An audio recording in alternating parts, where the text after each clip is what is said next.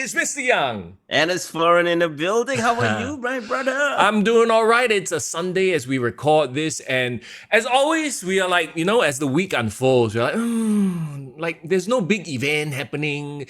I'm probably not going to watch AEW Revolution. Like, got nothing to talk about, bro. And then by the end of the week, it's like, bro, we got so much to talk about, bro. Really, bro? You don't say these kind of things, bro. You jinx yourself, man. Especially with WWE cooking and so many things happening on their end. And you know what? We will talk about AEW Revolution, bro. Because, damn, I'm paid for that Fight TV, bro. Bro, okay, here's the thing. Okay. Forget about a revolution. I have a revelation for you. Okay. I as well have watched AEW Revolution. Yes, so today we will go into #Oh No territory. We will, but let's talk about everything in general in wrestling first. Before we deep dive into that topic, Mr. Young. Well, I mean, we are on the road to WrestleMania. So obviously the marketing money, the buzz, everything is out there, right? The WWE, they are on their European tour as well. And this is, I mean, are you surprised at all? I'm not surprised, especially with, the conglomeration with TKO and that kind of thing, right?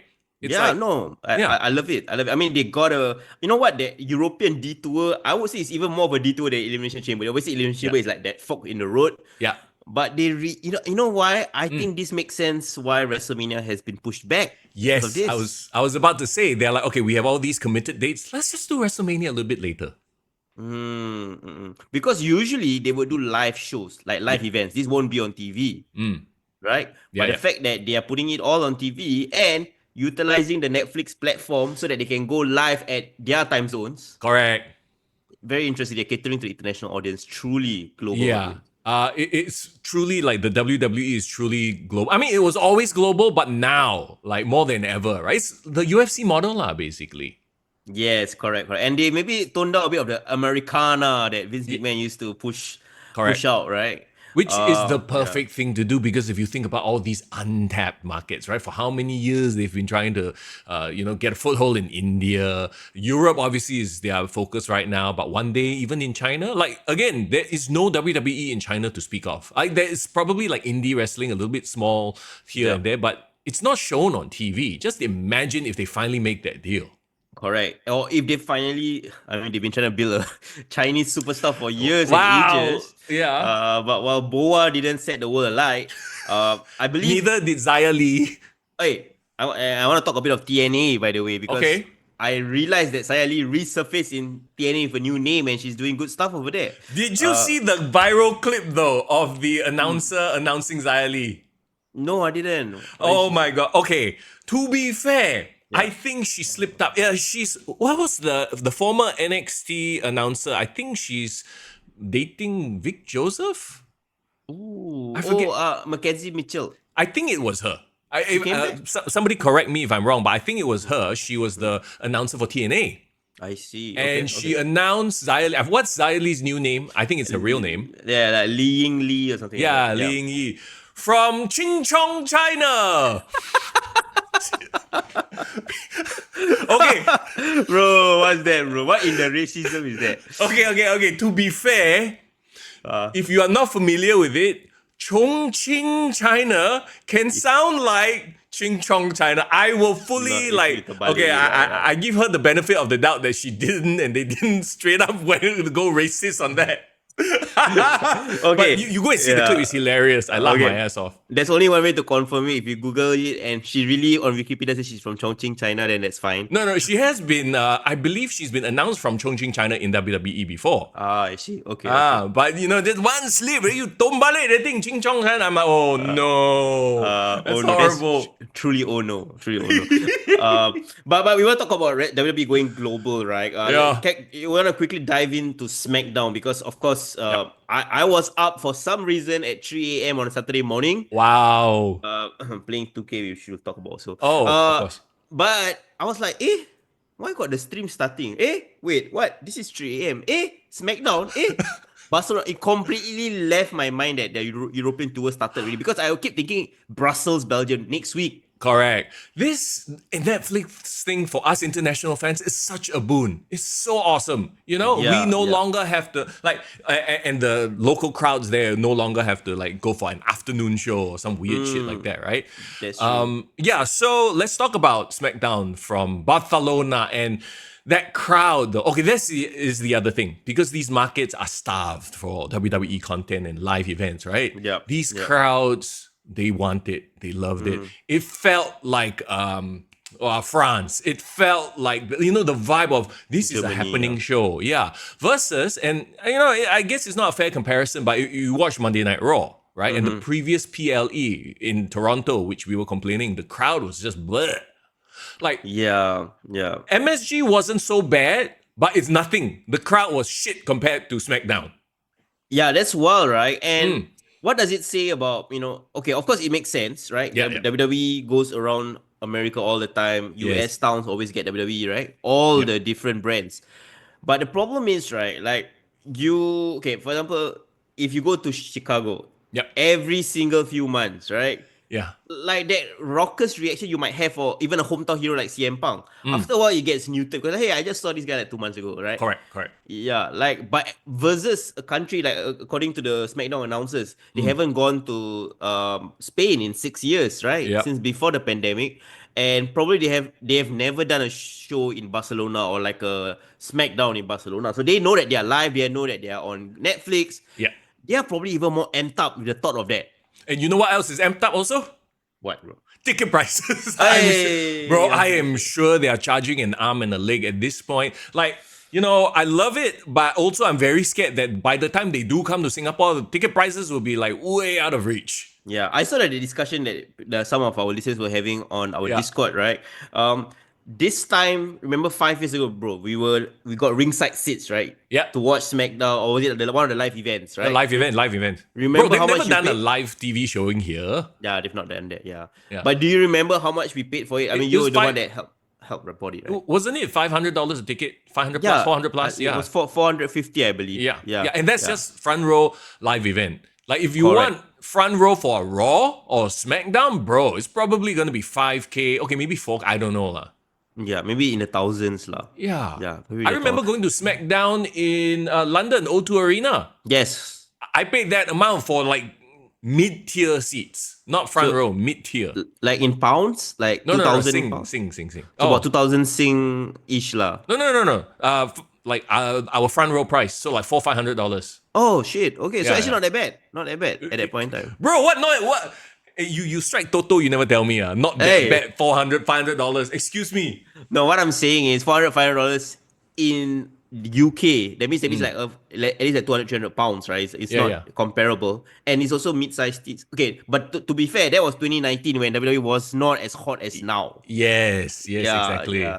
So whoever is planning to go to WWE, Las Vegas, a couple of you are going to Europe. Oh man, you better save up for that money, man. It's not, you don't I set aside $200. No. You gotta set aside an entire experience just for that. Yeah, and not just that, you're going to spend money on drinks, food, the WWE store, and then it's Vegas. After that, you're going to play a bit, watch some shows, bro. Correct. It's not getting any cheaper. Bro, for all our Singaporean listeners, my pro tip, bro, Perth. I hear Perth is happening this year, right? WWE is going to holding shows in Perth. Book your tickets early because Perth is considered cheaper, bro. It's considered cheaper. There you go. And it's, closer for us to fly also, so not so jalat, right? Yeah, you don't have to endure a 21-hour flight or anything like that. But okay, talking about these global shows, Barcelona. Okay, here's the other thing that I will concede though. With the global shows, right, I don't know if too much is going to play out storyline-wise. Because as you watched on SmackDown, Cody literally came out, promo, left. Bro, not just him, bro. Paul Heyman went out and promo and say, oh, Roman Reigns is coming next week in Bologna. The fans were like, bro. And then Paul Heyman had to disturb them and say, hey, y'all cannot afford a flight on cheapo airlines.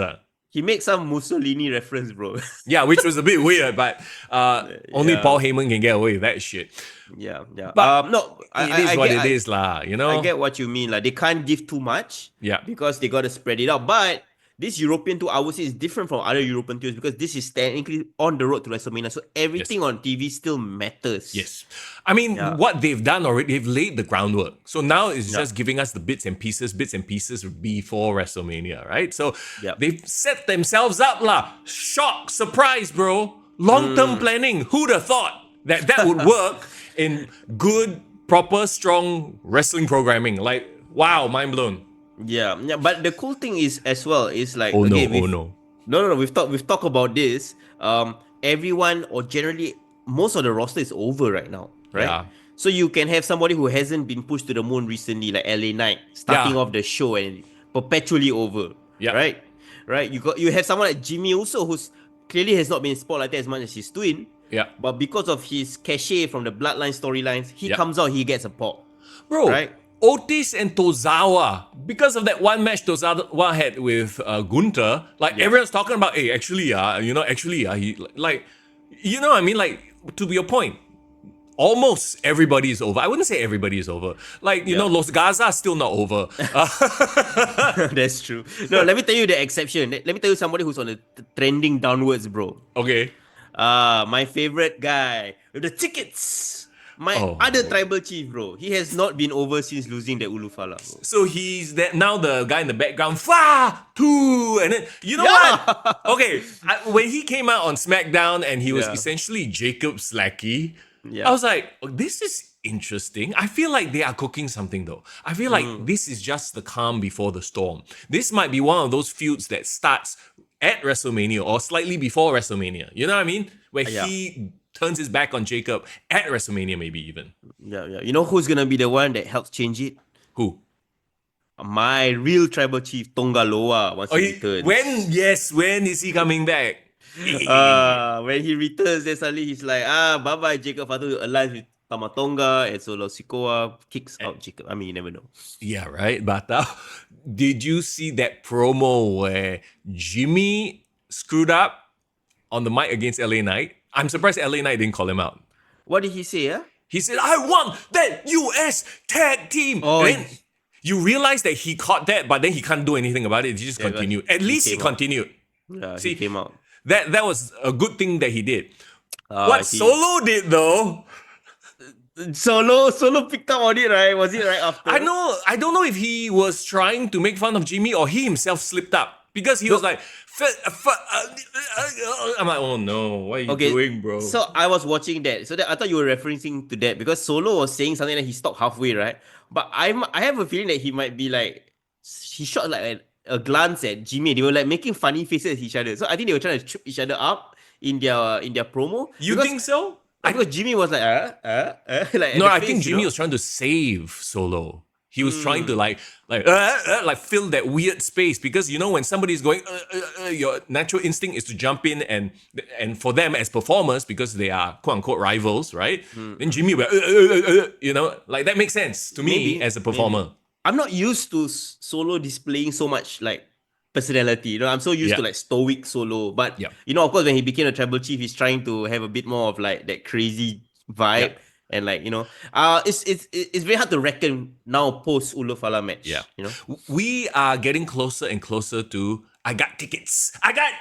That version of Solo, I think. But the thing about that version is like it works if he's the tribal chief, right? But now as the lackey of Jacob, how do you suddenly switch him to be the hype man? Like there gotta be some storyline thread. Right? So yeah, that's where I think they're going because they are doing the whole Braun Strowman, Jacob Fatu thing again. I don't think that they're doing it because they love the feud. I'm kind of done with that, to be honest. I think they're doing it so that Solo can turn. And Braun can finally get his win back or whatever, you know? I mean, let's all acknowledge that Braun Strowman is this generation's Big Show. Yes. I'm sorry, I know you want to acknowledge something else, but acknowledge. If you acknowledge Braun Strowman's role in this, right? He's trying to build up all the big men. He's basically that big size monster that everyone needs to use to get themselves over. Correct. That's why you don't need Omos around because you have a Braun Strowman. Braun Strowman is arguably a better worker than Omos, and he's got the size requirement. He's that attraction. Like you know, you just look at him, can already. Yeah, yeah. I mean, Omas is doing good in Japan. I would love for him to have a longer run there, like build, because I remember there was a period where Andre the Giant built up a lot of his mystique from his travels to Japan, right? Yeah, yeah. So like let him be there and cook there. For God's sake, he can even go TNA. TNA probably Yes. needs a giant over there. Yeah, Right. Yeah, exactly right. So okay, we got that in yeah, six SmackDown. man tag. We got the tag team titles switching hands. I think this was well deserved because Yep. I hate saying this because you know I have love for Black and Gold NXT, Johnny Gargano and Tommaso Ciampa, more so Tommaso Ciampa. But they were as vanilla gets. This whole moment of silence, best tag team, what BTTO, whatever bullshit, that shit is not getting over. Nobody cares about them. Can I be honest? Yeah. When I realized that this was the main event, I went to sleep. Because first of all, it was like, by the time it was like 5 a.m, bro. I was there the whole day. But secondly, I was like, still got another half an hour more. I thought everything was done with like, the what happened before that, right? All the stuff that went down. And then suddenly got this thing to end the main event. I'm like, it's okay. Street Profits will win. It's fine. Huh? You actually called it, Yeah, I did. Okay. I mean, they were building them up. And there was a very interesting statistic as they were walking out, because I slept right after they walked out. They said that Street Profits has not won the tag team titles in 4 years, which is wild. It is. The last time they had a title was 2021. The tag team division has been rubbish for the past 4 years. So clearly they are putting together a concerted effort to bolster the tag team division, right? And the fact that they put the tag team titles as the main event tells me that they want the prestige to be there. Yep. Yep. And it's very much a UFC model where you are not going to have Conor McGregor on every card, but every card will have 1 or 2 title matches. No, it's really good in raising the prestige of each title. Yes, and the rest, once again, back to that point of everybody is over, quote unquote, right? Some to varying degrees.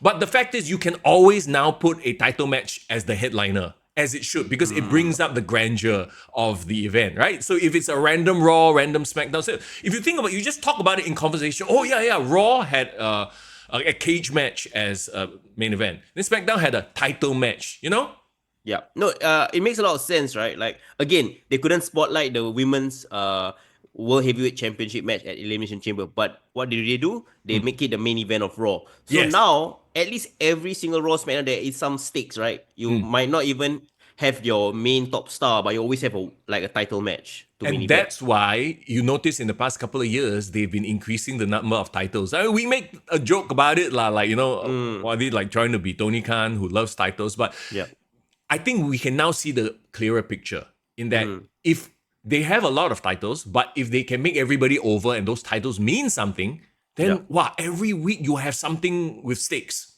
Correct.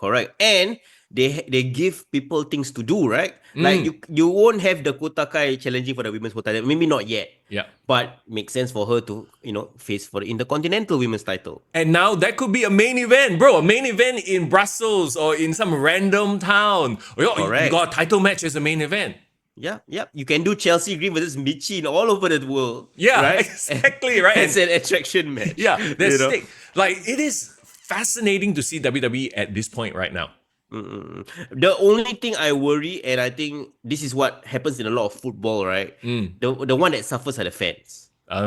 What I mean by that, and now every time they ever bring up this announcement, this is the highest grossing event. We should roll our eyes. We should okay, fine. We spend a lot of money on you. Don't be so proud of it, because that's the truth, right? Like, as things get hot, prices get up. People have to pay more money to watch the hottest ticket in town. They always say this, right? MSG days, the hottest ticket in town. That's why it's so expensive.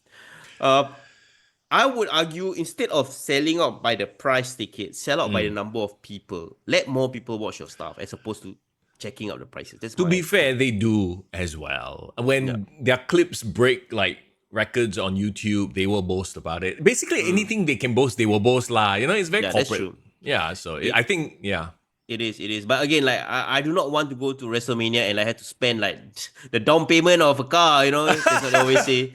Just to watch. God damn it. Yeah. Bro, you know what they're telling us? They're telling us to hustle and live our dreams out and become super rich. Then we can go and afford their entertainment life. So you're saying become a crypto scammer lah? Nobody said that, bro. Sorry. I was reading Malone Lam just now on my ship. Right. Yeah, cool guy. Okay, wait. So let's talk about other stuff on Barcelona as well. Yeah. Can we talk about that random appearance of Gunther? It makes a lot of sense with what they were trying to do though, because Yeah. he came out, and me being the football fan that I am, I love the fact that he was saying that, while it's great to be in Spain, I wish we were in Madrid. Of course. On the Barcelona fans. It is such an old trope to shit on the the hometown team, right? The sports team. Everyone does it, and talk about they love the rivals. And you know the connection with Axiom, right? Like why they brought Axiom out. So I understand that Axiom is actually a Spanish wrestler. He's a Spaniard, and did you notice on commentary they're quite cute like when they do it. Not on commentary, sorry. Gunther said, something about a kid.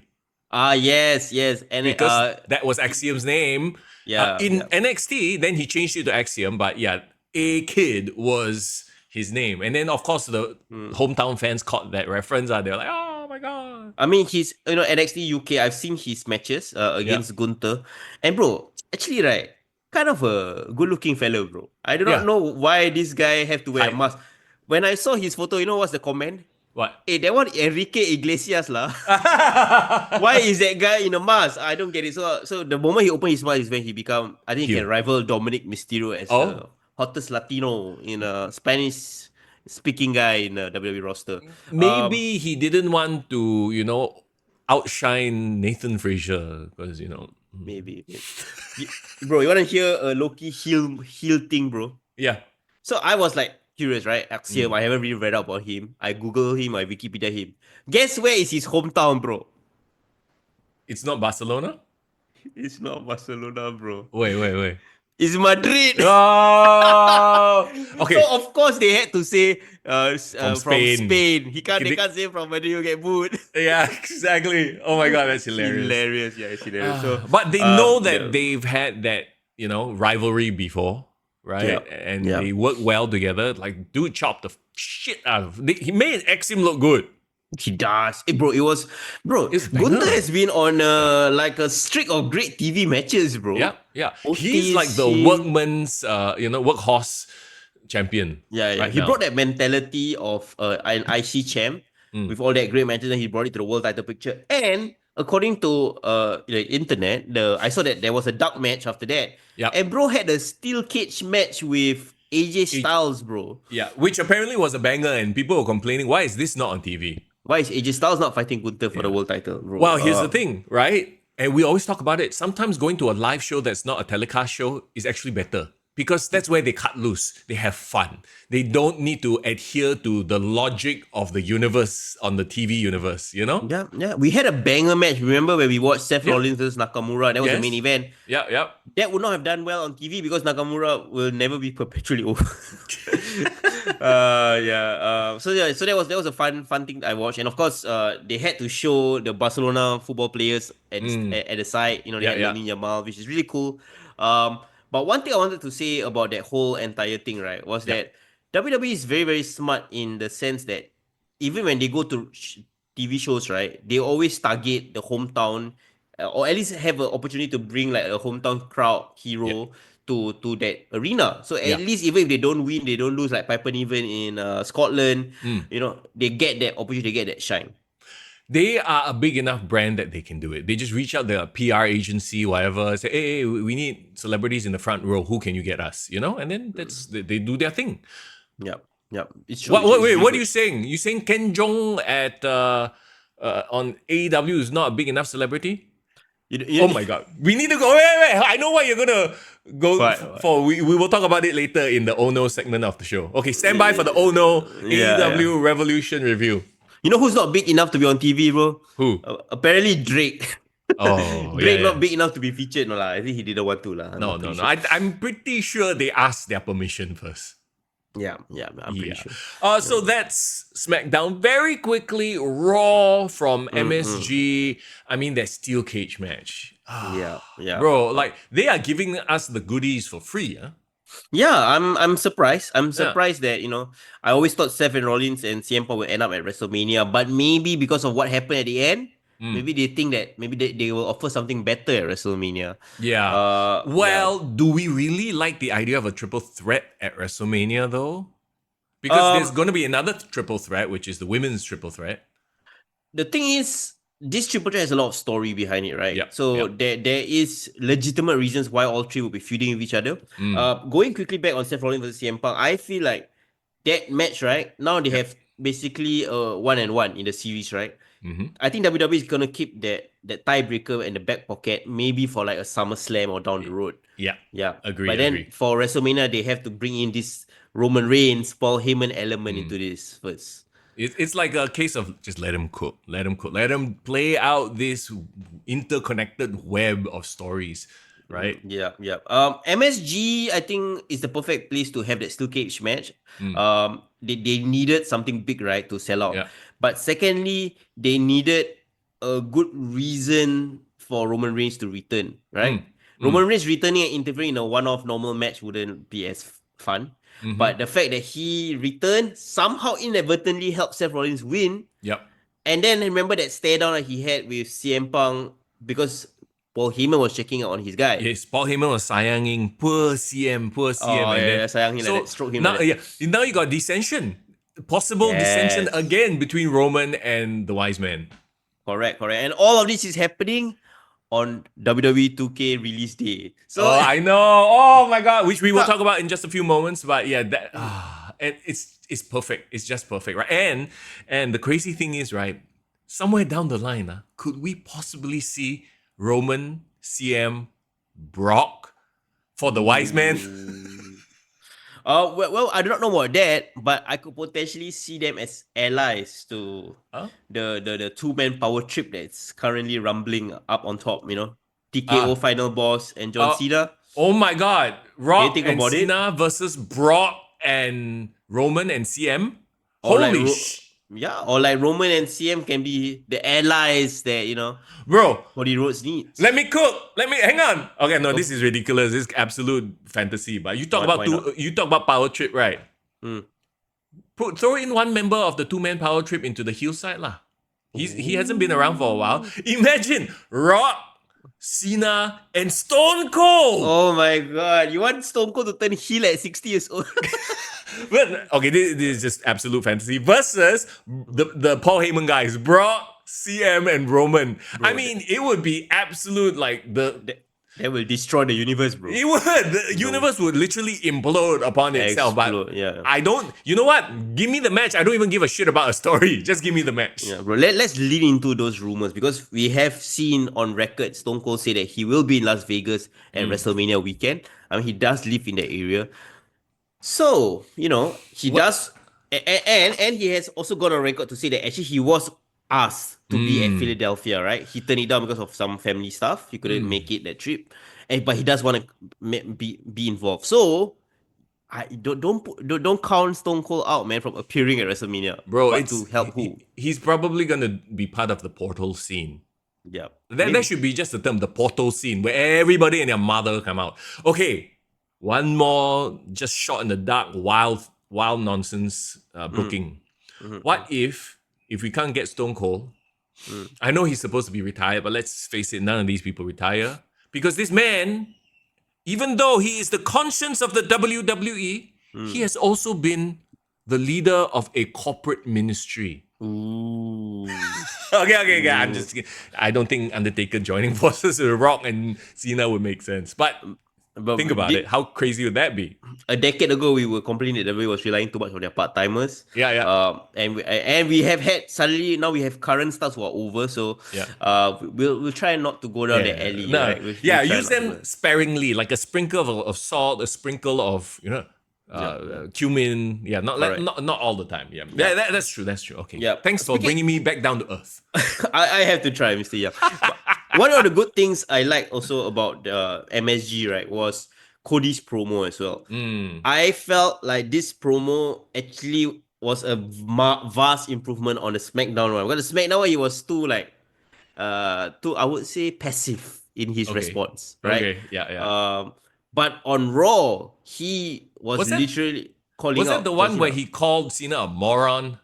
He called Cena a moron, and he said, like, I'm the captain now. I'm the quarterback. This is my time. So like I felt like he needed to have that fired up promo, that angry promo Yep. for the response that, for the attack. Because on SmackDown, he was the boring Cody, right? He was the emotional Cody, like not the one that we would like want to root behind. So that's why when he came into the ring, there was a bit of a boost. There was some smattering of boost because people were like, yeah, it's not as cool. I'm more interested in seeing John Cena. But then I think by the end of that promo, they managed to get a crowd on his side. Yes, 100%. It was the promo that he needed to do after what went down with Cena, the heel turn and everything like that. So, you know what would be, just looking forward on Raw and Brussels, right? You know what would be the ultimate heel move, actually? What?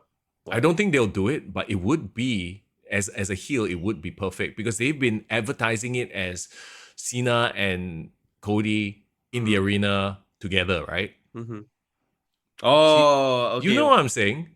Cena shows up live via Zoom. Oh my God. No, Imagine live, the heat. Live on set of his latest movie or something like that. Yeah, or some bullshit like, which is what The Rock used to do, remember? Yeah. Hey, bro. Wait. I just came to my mind. Isn't Cena shooting a movie in Brussels? No, Africa. Huh? So maybe he just fly over lah. No, it's definitely Europe, bro. It's definitely Is a it? European country. Yeah. He was on set filming in a European country. But I can't confirm whether it's that of Vienna or some other location. It doesn't matter. He has a private jet. He can go anywhere he wants. No, but the point is, if he was in Brussels, it makes perfect sense that Yeah. he were to cut that promo, but on his set as opposed to in the arena. Yeah, that would be hilarious. But the fans will be pissed, which is the point of a heel. Like, you think about him going on as his, like, this is his farewell tour, last chance to see John Cena live, and he doesn't show up. Oh my God. Yeah. As much as, as cool as that would be, I think it would hurt WWE as a brand. I think people would lose trust in the brand, and therefore I don't think they would do it. But, if they lean into that, how nuclear heat would he get? Yeah. I mean, you've seen his hair. His hair has been fixed, bro. He's going for that run. I mean, and that's the other thing too. Like, he's always been that guy who will do anything, go to all the Make-A-Wishes, right? Imagine now he's that guy that doesn't show up for his commitments. You know, he's the exact opposite. Yeah. Wow. It's kind of wild. Laziness, dishonesty, disrespect.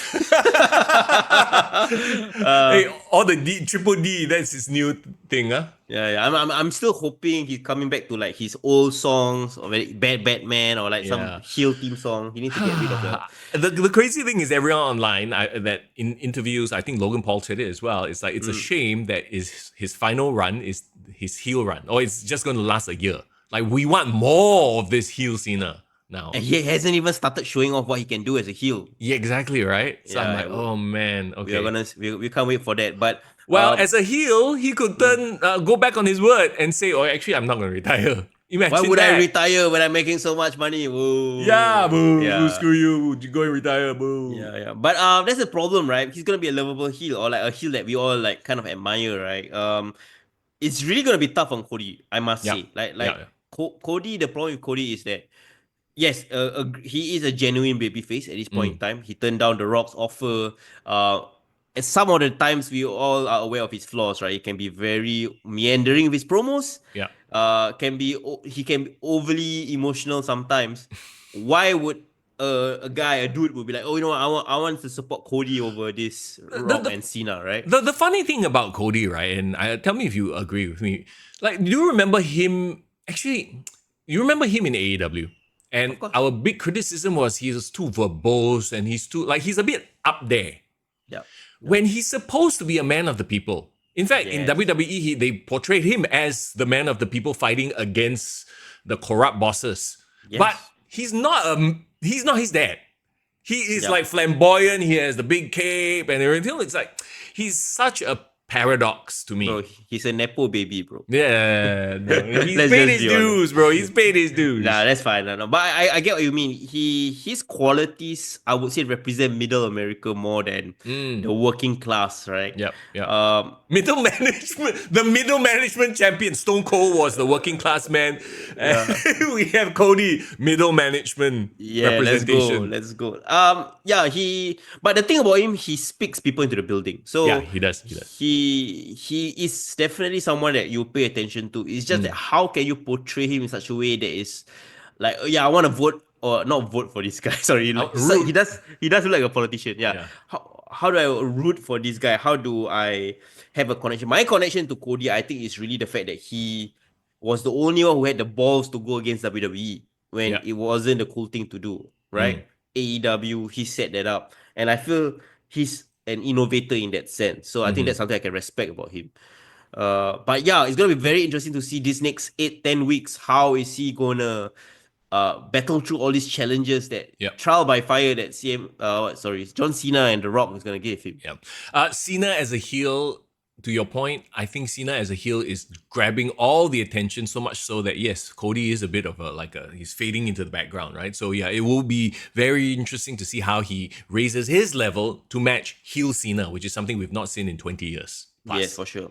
And we are still, I would say, maybe like 8, like maybe 6-7 weeks out from WrestleMania at this point in time. We got time. So we got time to tell a lot of stories, but I'm very curious how they're going to fill out all that television time as well. Remember, we're going to go through Europe to do all this. Can one lah. You'll have certain wrestlers from those towns. They'll come in. They'll have a great match with Gunther.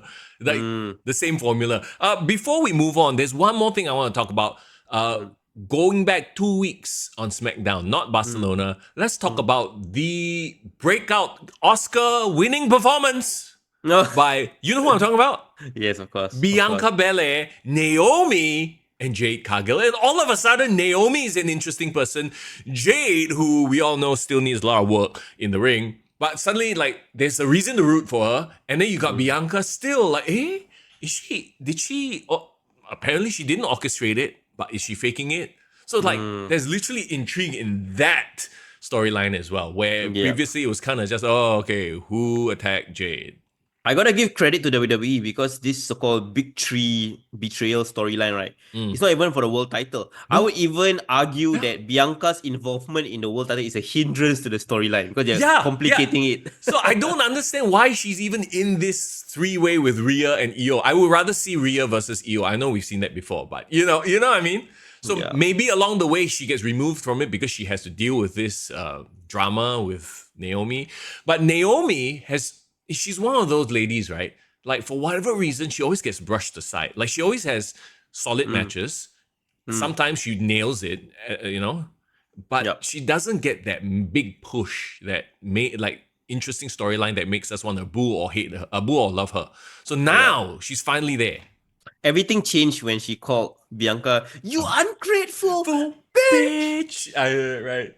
But then again, she did get beat down quite fast. So I don't know, man. Yeah, the only thing I worry, both times she get her ass kicked. So why would I want to see the ass kicking again, right? You know what I mean? In a match. So I'm I wish she escaped both times, you know?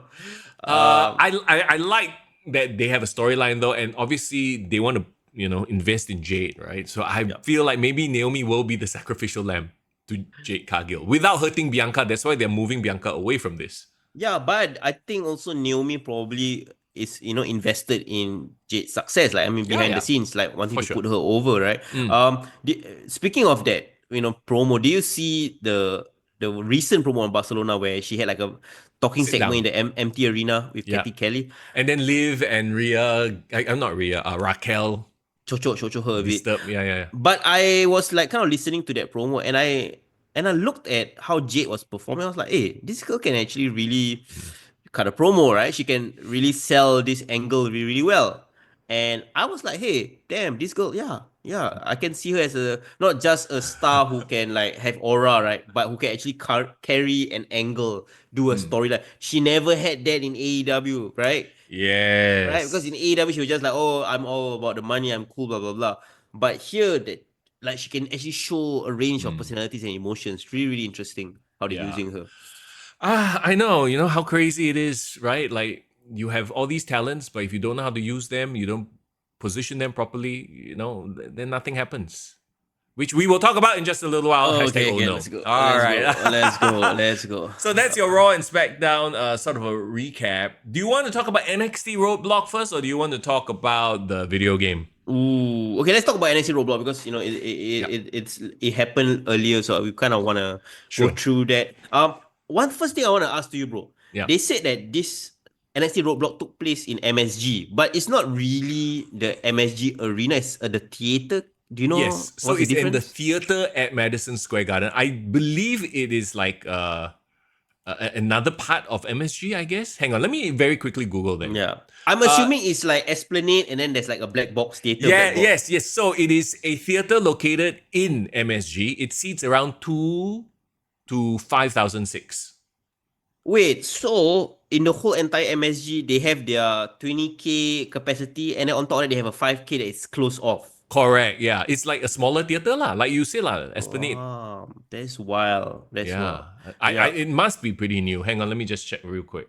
Yeah. Can you confirm what's the capacity for MSG itself? MSG itself, hang on, Yeah. I just find it so interesting that they can kind of still use the MSG branding, but like, not really in MSG the arena, but like at the theater, but because of the rub that you get, it still comes across as impressive. So for boxing MMA, it's 20K, so it would be around 20K lah. Okay. So yeah, it did. I know what you're saying because when they were touting MSG, and I look, this doesn't look like MSG, but it still looked cool because they had like lights on the ceiling. It's a lower ceiling arena. It's like a theater setup, I would say. Yeah. No, but I thought it looked great. It looked great. Yeah, it looked great. These are the kind of arenas that I think NXT should do often to kind of differentiate themselves from the big NBA arenas that WWE goes to for the main shows. Yeah. Right? Give that dingy atmosphere, that vibe. So like you're like, okay, this is like, this is the developmental league in a way, not the main brand, but it has its own vibe. You got Evolve now, and that one looks like Performance Center vibe. So if you really want to go damn indie, that's the thing. WWE really, we always say that a monopoly is not good, but they're covering every base at this point. We got Evolve with the sort of super indie look. Then you got LFG with the reality TV show vibe. Then you got NXT, which is like a mid-tier vibe now. I wouldn't even say they're indie; they're mid-tier already. They are on CW, Correct. And then of course you got the big shows, Raw, SmackDown, and then PLEs. I think what it does, it enhances the prestige of the main shows, right? Last time when you think Raw, SmackDown, just a normal TV show, right? Yeah. But now you understand all the inner workings, what it takes to get on these shows. Yeah. And it is an entire ecosystem, if you think about it. Like they have a complete, full ecosystem. Once again, a lot of this, I feel, is knowledge from TKO, the UFC side. Because UFC also used to have like these little feeder systems. They had the Ultimate Fighter. They had the Dana White's Contender Series. They have all these small promotions that they work with. Much like the WWE ID program, right? Yeah. And then, of course, then they have fight nights. They have UFC numbered pay-per-views. So it's very similar in that structure. I know the criticism or the worry that a lot of fans will say like, are they cannibalizing the entire industry? Is WWE like trying to overtake everyone and buy out the territories like it did in the days? I would argue that it's the opposite, right? Because what I think WWE is trying to do is trying to legitimize themselves as the number one destination for wrestlers to go through. They go through this system, vote their way up, they get to WWE. It will only be an issue if WWE, say for example, their ID promotions, right? The booker say like, the guy with the WWE ID prospect talent needs to always go over. Now then, if they are going down to that level and controlling the creative, then I think that's an issue. But if they are just using it to help, enhance the talent or like scouting, but if they don't really control the organizations, let them run it as how they see fit, then I think it's still okay. Well, this type of thing, we need to like give it a couple of years to see where it goes, right? Correct. But okay, let's get back to NXT Roadblock. Have you been catching up on NXT, or is this like the first time in a while you've watched NXT? This is the first show I watched from start to finish. I have been paying attention to NXT. I mean, a lot of the stars, all the TNA crossovers have gotten me intrigued. And of course, I can't escape Booker T's commentary on Stephanie Baker Oh, and that very, very insanely catchy chant, Hulk Hogan, we coming for you. Hulk Hogan, wait, we coming for you, coming for Nick. you. Oh yeah. Yeah. Yeah, I love all that. So but this is my first time watching it proper. Okay. Yeah. Okay. I love that the Hardy Boys are finally getting, like they're home. It Their feels right, flowers. doesn't Yeah. it? It feels right. And I know that Matt, apparently, according to the dirt sheets, has been trying to pitch for them to return to the main roster. Jeff has one more run. As much as, I would love to see it, I don't. Because did you see their promo on the NXT before?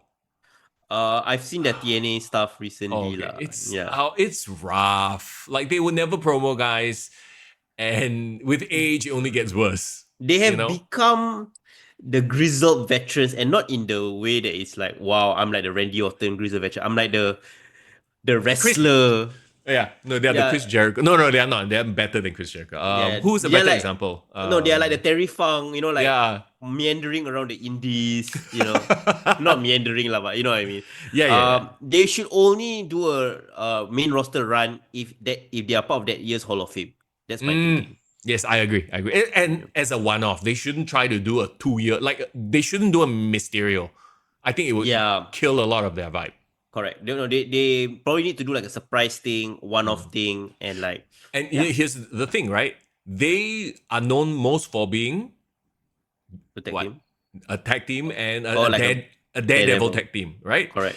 At their age, with their physical situation, they Yeah. can't do that anymore. And they were never known as personalities. So, like, arguably, Ric Flair can wrestle at 70 because he's all personality. It doesn't matter what he does. That he can't do a swanton. Who gives a shit? He never did it anyway, right? Yep. He just poke people in the eye, people cheer already. Yeah. So unless they lean into their mystical elements of like Willow and Broken Matt Hardy, Brother Nero and yeah, all like this maybe shit. that one can hold a run for a bit, right? Because they don't have to do any of the crazy stuff. Okay, But how they're Hardys just- get involved with the Wyatt Six. Ooh, okay, then that will be interesting. Yeah. I mean, there is a connection there with Matt Hardy Yeah, and exactly. Bray Wyatt. But I think right now with their regular identities, I think this is the spot for them. They need to be the veteran that puts Yep. over young talent, and giving a spotlight to people like Fraxium, because Fraxium, I think they are really really good, but I feel like they have been labeled as like indies and like Yep. they're not given their flowers because of their position. Yeah. But now that they are fighting against more established tag teams, because in NXT they didn't have tag teams that they can fight against all the time that can establish them. Bro, Axiom got a shot on SmackDown, so don't play, this fella. Look, there's no doubt that Fraxium is a really talented team. Yep. It felt a little bit like old school versus new school in this one, like the original Daredevils versus this high flying. But I see Nathan and Axiom more like a Rockers than a Hardy Boys. What do you mean by that? In that you remember the Rockers, right? They were high flying babyface, high five each other like a fun, like that vibe. Okay, forget about the moves that they do because moves evolve, right? Yep. Like the Rockers were not doing 450s and 360s and all that bullshit. They were jumping off the top rope. Yep. But the vibe of them was like a earnest babyface tag team that were exciting to watch, right? Okay. Matt and Jeff, they were exciting, but they were more like ECW exciting. Yeah, they have a bit of grittiness to them. Yeah, their they had character. pardon the pun, they had a bit of an edge. They had a were bit of an edge. extreme, right? Yeah. So they are like, these guys are like, hey, hello, Yeah. they are like the Lucha house party. Oh my God. Lucha. Okay, but better, okay? Okay. And they have teased like breakups before between Frazier and Axiom, but they always lead nowhere. Okay. But they can always bring it back because they have the footage, Bro, my question is right, like how do they look or work together? Like, because visually they don't look that they are supposed to be a team. So what is the thing that makes them feel like they are a team, in your opinion? Tag team moves. They have a lot of really nice, like, tag team maneuvers that they do with each other. And they have a very good synergy with each other. How do they explain their reason why they started teaming up, by the way? Because I didn't follow that initial formation. I thought, they were enemies at first. Then this is your typical They were enemies at first. If I remember correctly, going back to NXT 2.0, they were enemies at first. Then they had a series of matches. Then they earn each other's respect, and then they become tag team. And then they go for like tag team titles. They won the titles. But then there was a point where Frazier was doing like he was taking it too easy, like he was playing video games before their big tag team match. Oh, okay. So there was a bit of tension there, but it kind of went nowhere. Kind of like, Aussie, and they had their tension, but then it just kind of, no, they're just, okay lah, they just had a moment, right? I see. Reminds me of Sheamus and Cesaro a bit lah. Yeah, so get the bar. Okay, it's cool. I have not followed enough of their matches to kind of see what they're all about, but I did watch did watch this match. I did saw Axiom's performance. I mean, he's a Spanish guy. One guy is a British guy, Nathan. Yeah. They're not supposed to make sense, but I guess in this match they did. But again, like I don't think they're strong enough to be like, Fraxium is like the best tag team in the world. Like I can't, because like the gimmick doesn't make me feel like, whoa, this is a cool tag team, There is a disconnect in their characters, I feel. And it's been something that has plagued their entire run. Because you're right. Like, other than the quote-unquote weird slow-mo entrance that they do, like, or the Flash entrance, I guess, superhero entrance, like, what is it about them that brands that, like, the Hardys are brothers? Correct. Even the funny thing is, the Hardys, right, if you didn't know they were brothers, you'd be like, hey, these two are complete opposites. Correct. But somehow they fit, right? Like, okay, I think the best example of they are not supposed to make sense, but they actually fit. The Dudley Boys. You got one black guy, one New Yorker Italian guy, but somehow because of their gear, they fit. So, okay, maybe it's as simple as, okay, I know Nathan Fraser maybe does not want to wear a mask, but can't he dress a bit more like a superhero to match with Axiom or something? You know what I mean? Okay lah, his superheroics is in his moves, bro. Okay. But was this the right decision, having the Hardys go over? I think so. Yeah, because it's for the TNA Tag Team Championships, right? It was not time for the Fraxium to beat the Legends lah. Yeah, and they are still NXT champions. Don't get me wrong, right? But this match was only for the tag team titles. It wasn't title for title, right? It was a bit of a giveaway when they made it only for the TNA titles. You're like, okay, I confirm it's the Hardys win, what? I think it's too early for them. They are not established enough.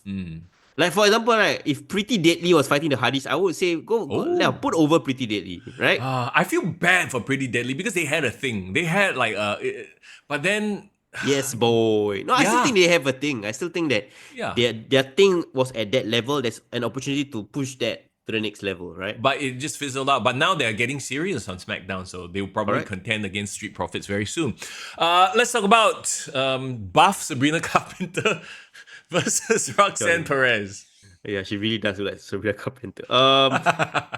Very, very interesting dynamic here, right? You have one girl who is technically already 1 foot in the door of the main roster with Roxanne. Yeah. And then you have another girl who is trying to establish herself in NXT, having created a legacy in TNA. You know what is crazy that you said that? What? When you said a girl that has one step in the main roster, I actually immediately visualize Jordan Grace because she looks the part.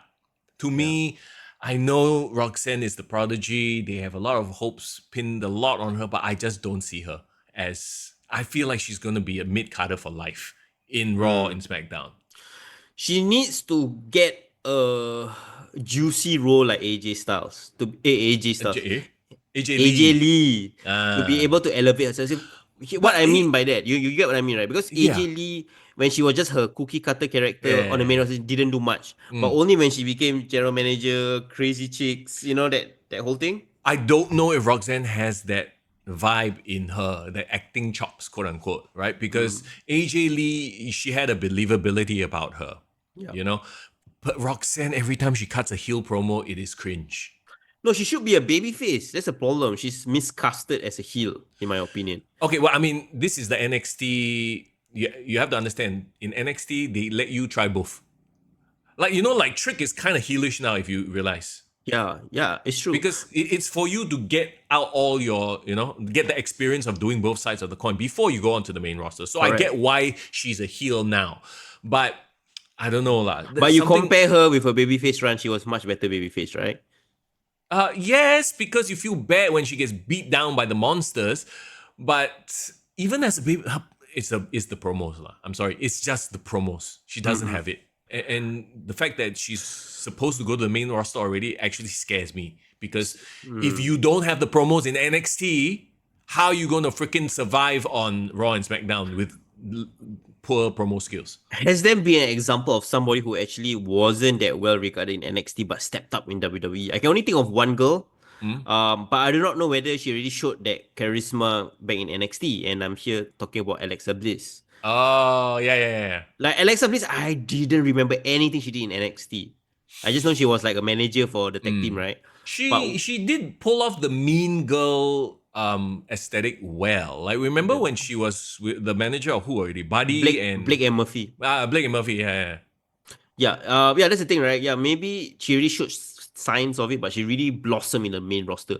I do not know whether we have seen enough of Roxanne in NXT to, like, again, validate her potential on the main roster. She now is sink or swim for her lah. I would even dare say Cora Jade has definitely more personality than Roxanne. Well, she definitely has two things that are, more outstanding than Roxanne. Okay. No, I'm not saying that equals. It's a joke, guys. It's a joke. Yeah, but yes, that was another thought that I had when we were talking about Roxanne. I'm like, actually, Cora Jade has surpassed her in terms of presence. Just the X factor, you know what I mean? Agreed. But bringing back to this match, I thought you're right. Like, Jordan Grace felt like the more put together superstar. Yeah. And it's so wild that she's only now starting her NXT run. If it was me, bro, she should have won the title at her debut, man. Like, give her the NXT Women's Championship, let her be the main star right now. Bro, I was pitching for her to win the Royal Rumble. Just really shocked the system. Ooh, that's wild. That's the thing, right? When she first debuted, remember who she interrupted? I forgot. Our main eventers. Oh yeah. Right, when she debuted. Talking about at the Rumble? No, at the end of one of the NXT shows. Was it Vengeance Day, or I can't remember. No, she debuted at a Rumble, like the previous Rumble. I know she debuted in the Rumble, but like she made her NXT debut. Oh, yeah. She interrupted a stare down between Stephanie Verker and Julia. Remember? Yes. So I thought they're gonna keep her mystique and say, like, I will do like matches here and there, but I want to officially be the next in line to challenge. So she should have been the next in line to fight Stephanie Verker. Like, keep her at that spot. But the fact that she's doing this thing with Roxanne, I don't know whether it's like kind of like a side mission for her. I think it's to just get the NXT crowd used to her first, have her beat, and she won, right? She beat up the former champion, somebody that the NXT crowd knows very well. Yeah. So I think it's just to establish Jordan Grace. But I see your point. Like, they're just putting her through her paces. She is the definition of I'm too overqualified for this role. Yes, exactly. Yeah. Yeah, but she's willing to take that pay cut because, like, okay lah, big company lah, work my way up, Did you enjoy the match? You did what it did, right? I did. And I think I really got a sense of Jordan Grace's moveset. Yeah. Somebody said that she's like the female Scott Steiner, and I can't unsee that, bro. Yes. She got that power moves, but I can't wait for her to fight. Because WWE does not have a legitimate, like, big, the only big size female wrestler that is like have a threat, right? It's Nia Jax, right? And I definitely can see Jordan Grace like press slamming Nia Jax down the road. Yeah, but she's a different sort of big. You know what I mean? She's a jacked big, like Scott Steiner. It's the difference between Scott Steiner and Rikishi, and it's wild. Her body transformation. She used to be like a Piper Niven, and now she's like Jordan Grace. Well, I mean, she put in the effort, the work. So visually, immediately, once again, it's an industry predicated on visuals and presentation, and she has it. Kudos to her. I think she did what Gunther did as well. I think she took her craft seriously, and she wants to be visually the best person there. I don't know what else she took to get to that shape, but okay. I don't think can they take stuff like that? Protein, bro. I'm talking about protein, bro. Protein bar, yes, of course. Okay, come. Let's talk about Obafemi versus Moose. Okay, what about your Moose? I have to say, like, I really get annoyed with NXT. I know they are on the CW, and the CW is home to all these like B-level superhero shows. Sometimes you see the CGI, damn rabak, right? But why y'all gotta follow that style, bro? Like, did you see this promo that Obafemi did?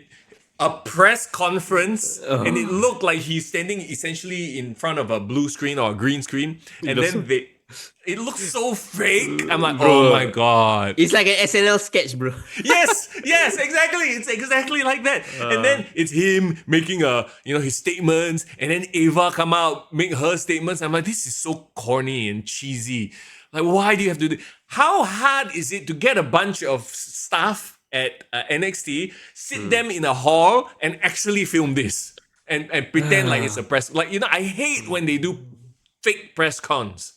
They didn't need to do any of it, bro. They just play that footage of him talking to Undertaker backstage. Undertaker giving him the rub. That was enough to hype up the match, in my opinion. You talking about Moose or Oba? No, I'm talking about Oba, sorry. Oh, Oba, yeah. You know, when Oba was coming to the ring before backstage? Yes. But I swear, go and find that Moose promo that I think was on the previous NXT. I roll my eyes so hard. I'm like, because for all the good things y'all do, why y'all gonna make yourself look like shit? Moose not a big enough star to attract a proper crowd. I mean, you have to be The Rock, to have people want to sit in a press conference. No, that's why I say just get a bunch of interns, bunch of jabronis, just sit in a room, pretend only what. Jabronis. But I'm sure at the wherever the performance center, they have like some room, like a small classroom also can. At least it looks real. It looks so like an SNL skit. Agreed. I am agreed. Okay, that aside. I don't know what else to add to your comment. Bro. They even did. Remember Chase U? Yeah. They got classroom with a bunch of jobbers pretending to be students. Yeah. You know what it is. It's this fella from TNA, we don't care lah. Just put him in front. He's not our regular guy, so we don't even put in effort. We just put in front of green screen already. So that's the thing. My issue was not all that. I mean, there is an issue, but it's not my biggest issue. My biggest issue was the placement of this match on the card. You know why? Like, bro, this is your NXT World Champion, right? Yep. And this is a big star from TNA. Like even though he's the X division, but he's technically a main eventer. Even if you're gonna make the women the main event, at least make this like semi-main. This third match on the card, it was screaming, giving me Undertaker Shawn Michael vibes, Undertaker Batista vibes, where it's like a main eventer, but you put it like on the freaking big card. I actually can see why they did that. Middle match means it might be the 9 o'clock. I don't know what time they start on CW, but it might be top of the hour. So in the middle, you know what I mean? So that makes sense. You are drawing people in who might be tuning in. Okay. If you don't understand, like for those who don't understand the logic behind these things, right, is a lot of TV programming and radio programming, where I come from, is they plan big things at the top of the hour because people are creatures of habit. They won't tune in at 9:27. No, they'll tune in at 9 o'clock. Oh, what's on TV at 9 o'clock? I just finished my work.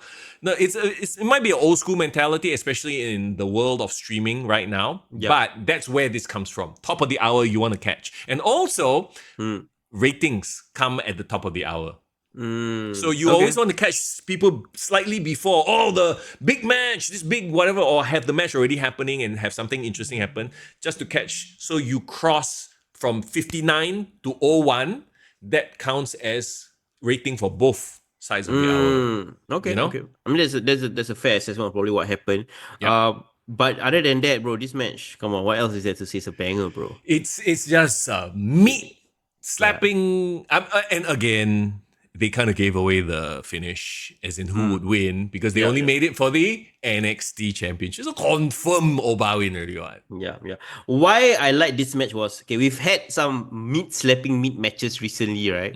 But when I see like a Brock Lesnar fight Bobby Lashley, they're all kind of a bit past their prime, or like they're older gentlemen, right?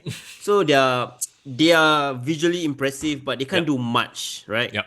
But these are two, I would say, young cats, right? Oba's only in his late 20s, which is wild. Can you believe that guy is like way younger than us? It's wild. So what you're saying is this is a fresh meat slapping match. It's a very athletic, like if the intensity that they brought in, the speed, the size, and the relative youth of both of them, the match quality, the intensity, everything was like on a par of another. And because they're both hungry lions, trying to dominate themselves. And I've never really seen Oba Femi match proper. But when he walked to the ring, what is the thing that he like steps with the music? So that the crowd can go. Bro, it's Bro, the presentation is there already, bro. That He guy got looks that like a beast. Mbaku vibes. Yeah, he is, bro. He's Mbaku already. So like, wow, I think the future is bright, man. Can you imagine that guy on the main roster? Okay, and I know people were making fun of his accent, say like, yeah, lah, okay lah, this guy tried to Nigerian all the way. But there was this one promo that he did where he like somehow code switch and tried to talk like an American accent. It was hilarious. Did you see that? No, I don't know what you're talking about. I need to No, find so it now. oh, you gotta find it like just say like Oba Femi code switching. So he was talking about like I'm not no must say in the Nigerian accent. I'm not like one of these people who's just happy to be here. Like, oh my god, this is my dream. He said like that, bro. And then the crowd laughed their ass Wait, off, hang on. Is he like, I know he's billed as from Nigeria, but did he grow up in the US or something? I have a feeling he's Nigerian born, but he was Grew up. raised in the US. So he's like King Kobe Kingston lah. Yeah, no, I'm like, isn't that Apollo Crews? Also, yeah. So he probably speaks like an American, but he's like, okay, because I am Nigerian, I have to have the Nigerian accent. It works for Obafemi because they're starting it right from the beginning. Yeah. This Apollo, we knew him from the start already. He halfway suddenly become Wakanda. Like I'm like, come on, bro. Hey, yeah. Is Apollo Crews still working for WWE? I have no idea, bro. They can make him his man. Actually, no, Apollo was terrible on the mic. Oba is actually better. I was like, hey, they can form a Nigerian faction. Bro, Oba doesn't need anymore. He is destroyed. Right. Bro, this guy is quoting Thanos, bro. I mean, he is the Thanos of, NXT at this point in time. Yeah. Let him cook. Yeah. And the thing is, right, he's in an interesting spot because he's kind of run the gamut of all the contenders. Yeah. Like, there's no other main event guy that he hasn't beaten already. On NXT? On NXT. So that's why they had to bring in a Moose. Now, they're probably trying to think, okay, who can we elevate so that Oba has a threat? Because right now, he doesn't have a threat. Yeah. I mean, there are people who can go up to that level, right? For sure, right? It's just eventually putting that. I would even dare say, like, one of the guys from the next match, Ethan Page, I think is ready to go up to that level, right? You got Ricky Saints in the wings, So there are people that can be built up. But again, like Obafemi right now, at this point, he's like the Brock Lesnar in this situation. Yeah. Okay, talking about Ethan Page, right? Let's move on to the next match. And I have to give Shawn Michaels credit. Like, the first time I saw Javon Evans, I was like, who is this skinny mofo? I don't care about him. He sounds boring as hell. He looks like a child, right? He sounds like a child. Like he's he got 20, cool. bro. I know. He is a child, right? He's bouncy. That used to be his thing because he's a high flyer. Yep. Right? Yep. After this program with Ethan Page, where Ethan Page broke his jaw, blah, blah, blah. Now I'm like, oh shit, I'm actually invested in this kid.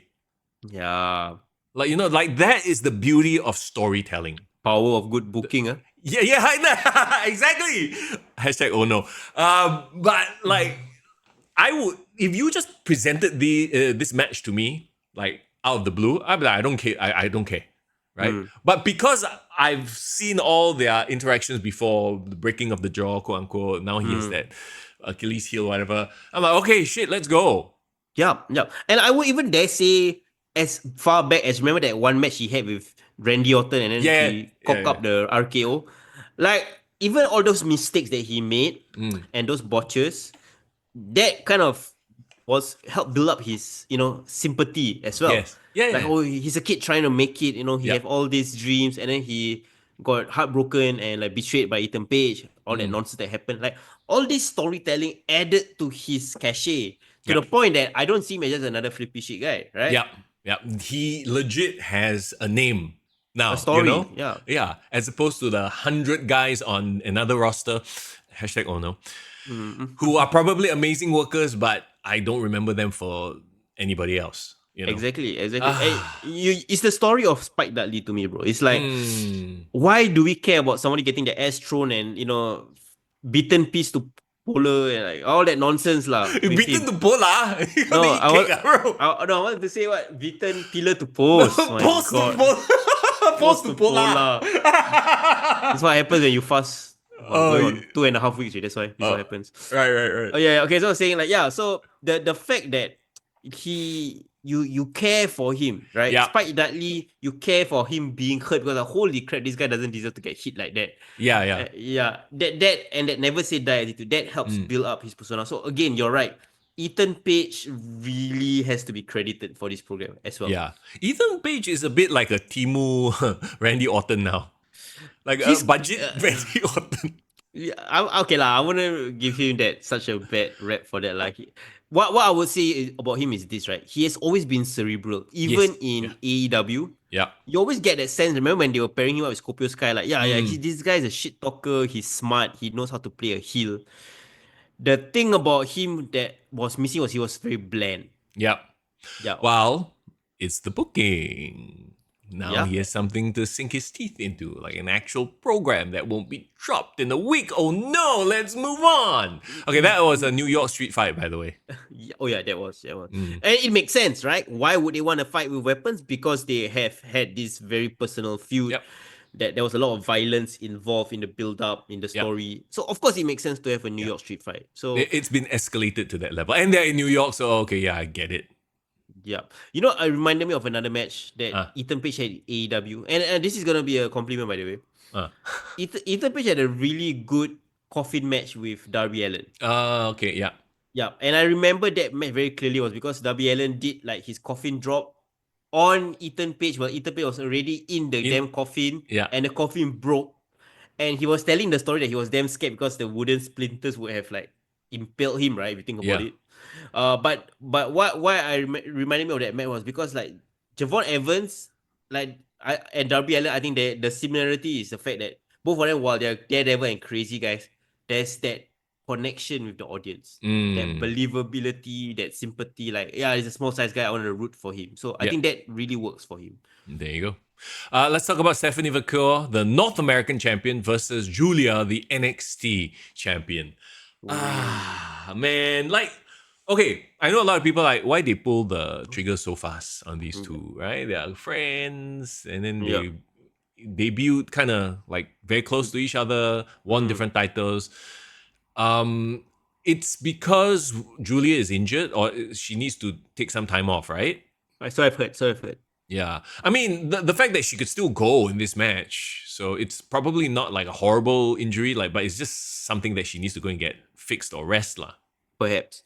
But again, like, I also still question the booking because why couldn't there just be another contender that takes out Julia, aka Jordan Grace? You know what I mean? Yeah, exactly, right. And then, like, if you kind of, like, I don't know if they knew or not, because this all feels like it happened in a very short period of time. Yeah. And once again, we are just sort of speculating because we don't actually know what the issue is, right? But like, if you knew that Julia would be away, then why have her win the NXT title so fast? Why not swap it around, have Stephanie McClure? But that being said, they put on a banger of a match. Yeah. Who did Julia beat for the NXT title? Roxanne. Roxanne, right? Yeah. It didn't make sense, but it's almost as if the WWE or NXT was trying to rush to create this dream match, and maybe they realize, hey, there's an MSG show coming up. Yeah. Maybe this is the best way to sell that, right?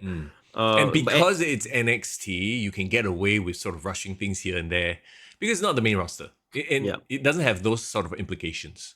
And you're right though, like they are like, when Finn Balor and like Nakamura came to NXT, you're like, they don't need someone to teach them how to wrestle. Yeah. They're already great wrestlers even before they came to NXT. So this is almost a bit like OP power, like these are two really great wrestlers already in their own right. Maybe what they're lacking is perhaps personality or their communication skills because English is not their first language, right? Yeah, but Stephanie McClure has it though. Like she doesn't need to speak that much. She has it. She has that vibe. You see her, she's cool. Her moveset is cool. Do you remember her match with Mercedes Moné at Forbidden Door? Remember we talked about that and how she outshone Mercedes. That was that was the audition match for WWE. Yeah, before she literally had just one cup of coffee at AEW, had that banger match. Probably she's like, you know what, Mercedes, I just want to go to WWE. Like, can you like help me do an awesome match? Yeah, let's have a banger. People, they started cheering for Stephanie, even though Mercedes was the face at the time, right? Stephanie was the heel. Bro, Stephanie is really, really good. And I'm not saying it just because she's hot, right? Like, I really took that out of my mind and just focused on the match. Yeah. Did you see that spinal tap she did, bro? Holy. Yes, I did. The last person I saw do a spinal tap, right, was freaking AJ Styles, and that was in TNA. Like, I'm sure there's other people who have done it, But like the fact that a woman did it, have you seen a woman do a spinal tap? Like, damn, Wow, that's these two are next level. They really are. I earn a lot of respect for Julia, even though I still think that she's a little bit like her entrances feel weird to me. Oh yeah, you said it's like the Japanese problem where they all just airy fairy and play into that Japanese gimmick. They gesticulate a bit too much. Fair enough. You know? Okay. Can I say something? You see, it's weird. Yeah. It's weird, right? Yeah, it's like a Mortal Kombat character loading screen. One good thing I can say about Julia is that she does not wrestle like I wouldn't say like a Japanese wrestler. Like, okay, you know, like how Joshi wrestlers have a very specific style of wrestling where it's all like forearms and like fighting spirit. I don't know how to explain it, but Yes, I know you what, get it. I know, and I do not enjoy that style. I think that the first couple of weeks in NXT was her basically training that shit out. Yeah, even Io Sky, I still think still has a bit of that. Every time she does a move, she's like, yeah, come on. You know? Hang on. Yeah, I'm sorry, this is a sidetrack, but I forgot about this. You know the interaction that Bianca, Rhea, and Io had, and then they were disrespecting Io by shoving her away? Yeah, then Io. I thought that was cool. I thought it built the story of the disrespect of Io. But then Io started jumping up and down and like acting like a kid. I was like, oh my, it killed her vibe immediately. Exactly. She immediately comes off as a brat. As a child, like I don't get that her acting can. Oh, if you want the respect, you don't act like that, lah. Yeah, don't jump around. Like she slapped them, but after that she kept jumping up and down. I'm like, oh my god. Oh. That's why I was trying to kind of contrast it with Julia, because I think Julia feels like such a smooth operator. Yes. In the ring, like some of the girls, the Joshi wrestlers, and correct me if I'm wrong. You know, those people who watch Joshi wrestling way more than me, like. Everyone has this grittiness to the way they wrestle. And maybe that's brought down from that fighting spirit Puroresu aspect, right? Everyone's like super hard hitting, super rough. But I've never seen a smooth Japanese wrestler before. You get what I mean? Like a Randy Orton, like a ring general, right? Well, the idea is to be hard hitting and rough, Japanese strong style, the old Misawa, that era. But not this generation doesn't have that. Correct. But Julia is a different kettle. I mean, I wouldn't call her animal, but she's a different person altogether, right? Her character. Because she's that smiling arbiter. You know, like, she is like, if you play Taken, right? She's that female character that is like, kind of like smooth and cool. Yeah. You know? And she wrestles like that. Like, her moves, while, yes, there are strikes and stuff like that. I love how she segues between maneuvers. Like, even how she countered the spinal tap.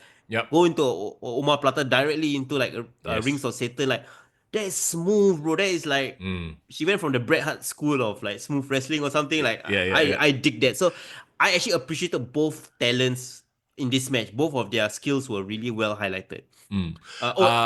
Sorry, and one more thing. Her reversing Stephanie Booker's like signature move. What I've never seen. I never heard Booker T orgasm as much, bro. Well, that was very smart of her because I don't know if you saw the clip of it too, but because she blocked Stephanie's attempt at doing that move, the crowd started to boo. Yeah. But she's the face. So she go and do it lah. Then give the crowd what they want, ma. Correct, and I would dare say it was an even better view. Like it was a god. Oh no. It was a better reversal. For sure. Yeah. We're obviously calling it from a visual perspective. I mean, it's in a technical perspective, not visual. Technical perspective. Very well done. I'm fasting, bro. Of course I am. Excellence of execution. All right. I enjoyed the hell out of Roadblock, man. You know what? And it's like a nice 2-hour fun show, easy to digest.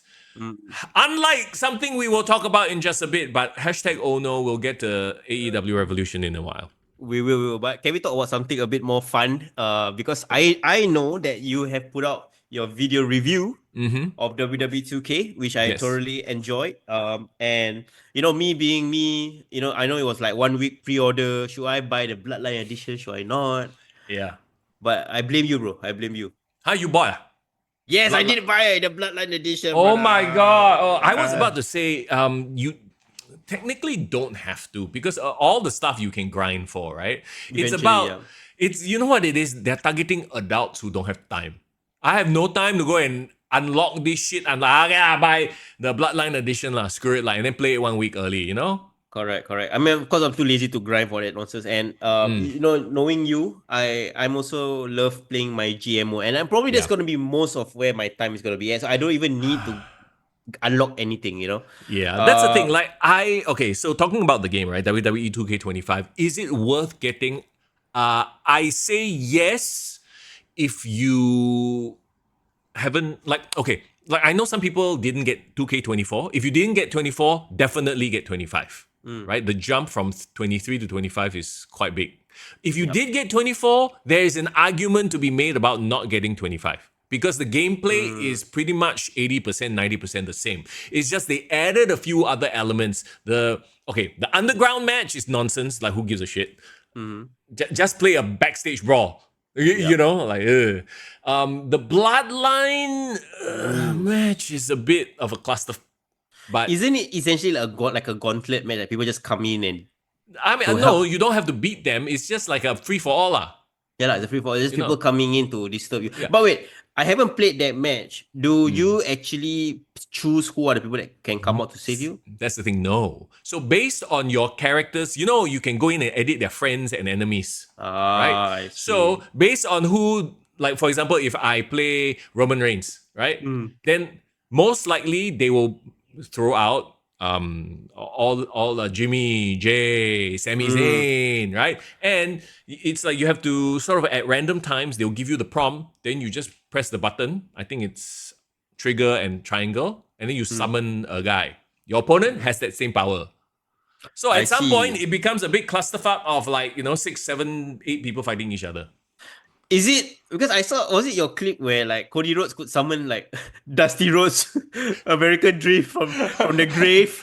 yeah. No, because Dusty is, I mean, in the game, you have to think of it technically, right? Obviously, under Cody's friend is Dusty Rhodes. So yeah, Dusty Rhodes finally come out. That's hilarious. Yeah. Generally, I think a lot of the points that you made on the game, I agree with. I did enjoy the chain wrestling. I know they brought it back. That's really a fun part of, and I love the fact that you can edit the entrances on the fly. Yeah, that's such a cool addition. You can play Kevin Dunn or Lee Fitting, I guess. Yeah, but my biggest issue, and this is weird because coming from me, I'm a huge My GM fan, right? Oh. I didn't like this year's My GM. Really? Why? I enjoy it. I used to be a My Rise fan, but then I feel like My Rise takes a lot of time. In this stage of my life, I don't have that 5-hour commitment to one gameplay setting anymore, unfortunately, right? Like I used to be, bro, we all used to do this. Like, create our own character, create our own factions, even back to the days of no GM mode, right? Yeah. I would take a piece, or I have a book, right? And then I would write down the roster, heal one side, face one side, and then I would, take eraser, change because it healed third, and I put him into the heal, and then I would have my own booking, right? Like this is, I'm sure, what a lot of us did. Now they've digitized everything with My GM mode, which is great, right? Yeah. I do think that the GM mode has gotten incrementally better. I remember the days where you only just book 3 matches, singles match. Now it's good, right? You can have like all the champions that you want. You can have all the feuds, almost less the different stuff. The one big problem I had with GM mode this year, the pay-per-views. Yes, I was guessing that you might say that. So they're all combined PLEs now. Correct. So the problem with combined PLEs is you have to choose one of your wrestlers to have like an inter-brand promotional match. Yeah. One woman, one guy. And then the only match that you have to have a feud is one match. Yes. So all the feuds that you build up, you can't blow them off on pay-per-view. Bro, that's why. You pay them off on Raw. You pay them off on Smack or whatever like the show you have is like. So you have to pay it off on TV. I'm really okay with that. I don't So I kind of make me feel like I'm just grinding just for the sake of like putting on matches, but then it doesn't really matter when it comes to pay-per-view because I can just throw one random like high popularity wrestler just to take up that spot. I get it. I'm actually like curious why they came up with that new mechanic, right? Like they could have very easily made it so that you can still have those combined PLEs, but make it 4 times in that year. The rest of the like Bad Blood should be your own regular PLE, right? But when it's Royal Rumble, when it's Money in the Bank, then you have combined.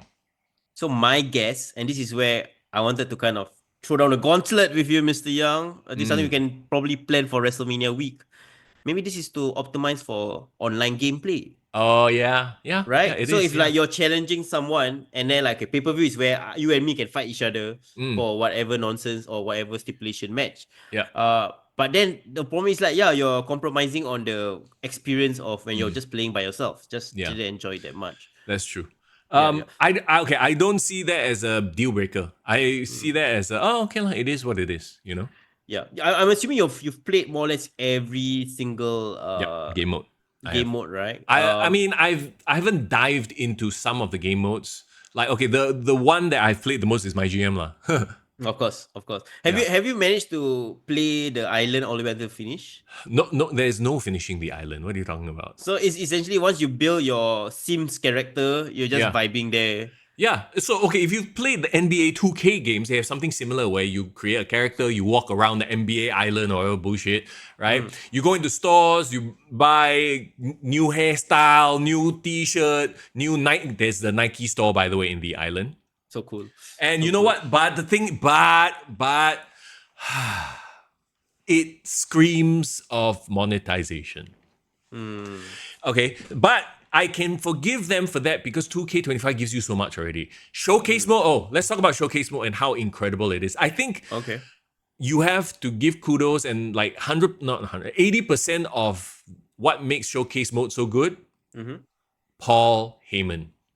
Oh yeah, the cutscenes, right? I heard he did a lot. They are all must watch because it's Paul Heyman. You know, the guy can talk anybody into an arena. I see. And the showcase mode essentially is the same mechanic all this while, right? Where you are like put into real life matches. Yep. But you can you can change history.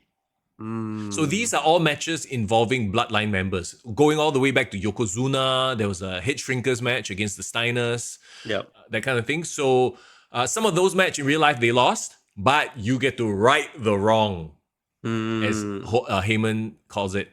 And like sometimes you get a cutscene with Roman Reigns and they lean into it. They full on act. Nice. And this, you managed to play all the way until the end. No time. I only played like 3 of them lah. Yeah. So I'm just guessing, like, have they revealed like the full list of people that's gonna be involved? Yeah, matches. No. I think you only can reveal it as you play it lah. Yeah, it's probably somewhere online, but I also don't want to spoil it for myself. Understand. There's no link between showcase mode and the island. The island is purely just free play. Yeah. But I wanted to ask one more question about the island. Like, then can you do matches in the island? Yes. So this is the thing. You go around. You can play matches against the computer, and that's how you build up your currency, VC. So the currency in the game is called VC, right? Okay. Let's talk about the positives first. The island itself is a cool concept in that you go to like Dead Man's Island or Rhea Ripley's tattoo shop or whatever. You know, like they're all themed. WWE is perfect for the WWE nerd, right? They brand it like Yeah, super branded. But the cost of items are completely ridiculous because it's like I go in, there's a barber shop. I go in and change my hairstyle for my character. 9,000 VC. You know how many VC you get for one match? Winning, you must win, 150. Are you for real? Yeah. You have to play 60 matches and win all of them to change your hair. Don't even get me started. You go and buy a t-shirt. There's a Seth and Becky's wardrobe shop. Those are like 12,000 or something like that. You go to the Nike, actual branded Nike store, and there's a Jordan store as well. $18,000 VC for a pair of kicks. I'm like, fuck, I don't have time for this shit. So essentially, they're saying, if you want, you buy. Yeah, you buy VC. So it's a huge monetization. It's okay, you can grind for it, yes, but ain't nobody got time to do 60 matches to change your hair. You know what I mean? So that's bullshit. what is the VC currency rate with Singapore dollars? I can't remember already, but it's not worth playing and paying the money, because if you remember the old games, once you unlock all the unlockables, you get access to all the hairstyles already. Now you have to play through this grind or pay money. No. So even with the Bloodline edition, yeah, is that still a thing that you said to grind for? Yes. The Bloodline edition gives you the My Faction cards. So My Faction is the other mode. Did you play My Faction as in the previous versions? I've never bothered to play My Faction. Because My Faction is also a microtransaction hell, right? And actually, the reason I hate My Faction, the loading takes forever because you have to connect to the internet. And the connection with the server is always so long. Like, I am not about to sit here and wait for a freaking 30 seconds to a minute for the shit to load. You know, that to me is a huge no, a game killer for me, right? That's why I never touched My Faction, and I'm probably not going to touch my island mode, because they all are designed to get you to spend money. Correct. I already spent 170 something on this Bloodline editions, yeah. Yeah, bro, 170. That's extra $70, right? Should be the unlockables for all the things that you want to unlock. Yeah. But again, like on the island, you can also challenge other people. On gaming, online gameplay lah. To fight them. But you can already do that in the online mode, right? So like Pokemon trainer like that lah. Yeah lah. So you're just running around and like, what would have been cool is if you can run around and like, and maybe Interact. because I haven't unlocked more, right? But like you find random NPCs and then you start fighting them. Yeah, can you like interact with all these people on the island? Like talk to them, talk. You can have random conversations. I don't know if you can fight them. Okay. Well, again, haven't explored that much. I know Showcase mode has been really, really good. This year's My Rise, have you heard any like conversations around it? I played a little bit of it. I don't want to give away too much, but it's a combined. So there's no story for women and story for men. It's all the same. It's combined. So you essentially will at some point create two characters. So what do you mean? You play through both. It's a bit of a spoiler, honestly. Oh, I see. Got you. So that means like it's the same linear storyline, but there might be a situation where you might have to change character and use the guy. A girl. Yeah, and or be the girl. Yeah. They always do it so that you have choices so you can play through it again. I don't know anybody who has played through My Rise like more than once. Here's my question. If the character that you create on the island, can it be transposed and used in My Rise? That's the other thing. No. I don't know if it's island to My Rise because I started My Rise first. Then I tried to copy my Rise character to island. Cannot. Yeah. I didn't find a way. So you have to start from scratch with My Island because God forbid you get unlocked hair that you like. No, they want you to have some rabak hair so that you can pay for a 9,000 VC haircut. That's why you need to be Stone Cold, bro. Just botak all the way. Save your money. Yeah, right? Save but then what if you want to buy the Jordan shoes? Then 18,000, bro. I don't know. Maybe, okay, like there are things you can do to unlock like extra, like missions, I guess. So maybe that's how you accumulate more VC. Okay. But you can tell immediately like what the point of that whole mode is for. And it's... It doesn't make sense, man. If you have a created character, one created character should be able to apply to all the different modes. That's it. Okay, I'm not saying that this game is not good to buy. I think that there is enough content that it justifies the price already. The My Universe mode, the Universe mode, is the perfect sandbox. You can do whatever you want. You can set up your own leagues. You can play through what you see on TV. Everything also can. And to me, that warrants the price of admission already. Is that your favorite mode personally? It used to be. I don't have time for that now. I just play my GM. Yeah. Because My Universe is really time consuming because you have to create every single aspect of the map, even like creating the storylines and the promos and all that, right? The rivalries, you can go in and change people's alliances, like titles, everything can customize. That used to be what I would do with the paper. Wow. You know? But You're it's a true now, fan, bro. But I don't have the time for that anymore. Like, it is what it is lah. I now have the time, but I feel a lot of guilt if I spend too long on the PS5 because for me, right, I'm not I would say what do you call it, a hardcore gamer where I can sit in front of my TV for 12 hours or 10 hours just to play or finish a game. I'm like a pick and play kind. I need like half an hour to relax, chill, and then play, finish, and leave. I Bro. cannot play any games that I will lose. So that's the problem. What? No, what I mean is like, But when bro, that means that you shouldn't play against me in WWE 2K25, bro. Then you cannot play against me, bro, if you don't want to lose. I'm a AJ Styles level sore loser, like. No, as in like, when I play to relax, right? Relax means I need to win lah. If I want to play to focus, then of course lah, you know. Oh, So then like, better not play against me, bro. Bro, when I play, no. When I find, I'll give you an example. When I play FIFA, I always play world class. I don't play legendary mode. So world class is just enough for it to be a fun challenge. But more or less I will win lah, 2-3-0, you know. But if I want to challenge myself, then but I will get angry and waste my time. So that defeats the whole purpose of relaxing on the PS5.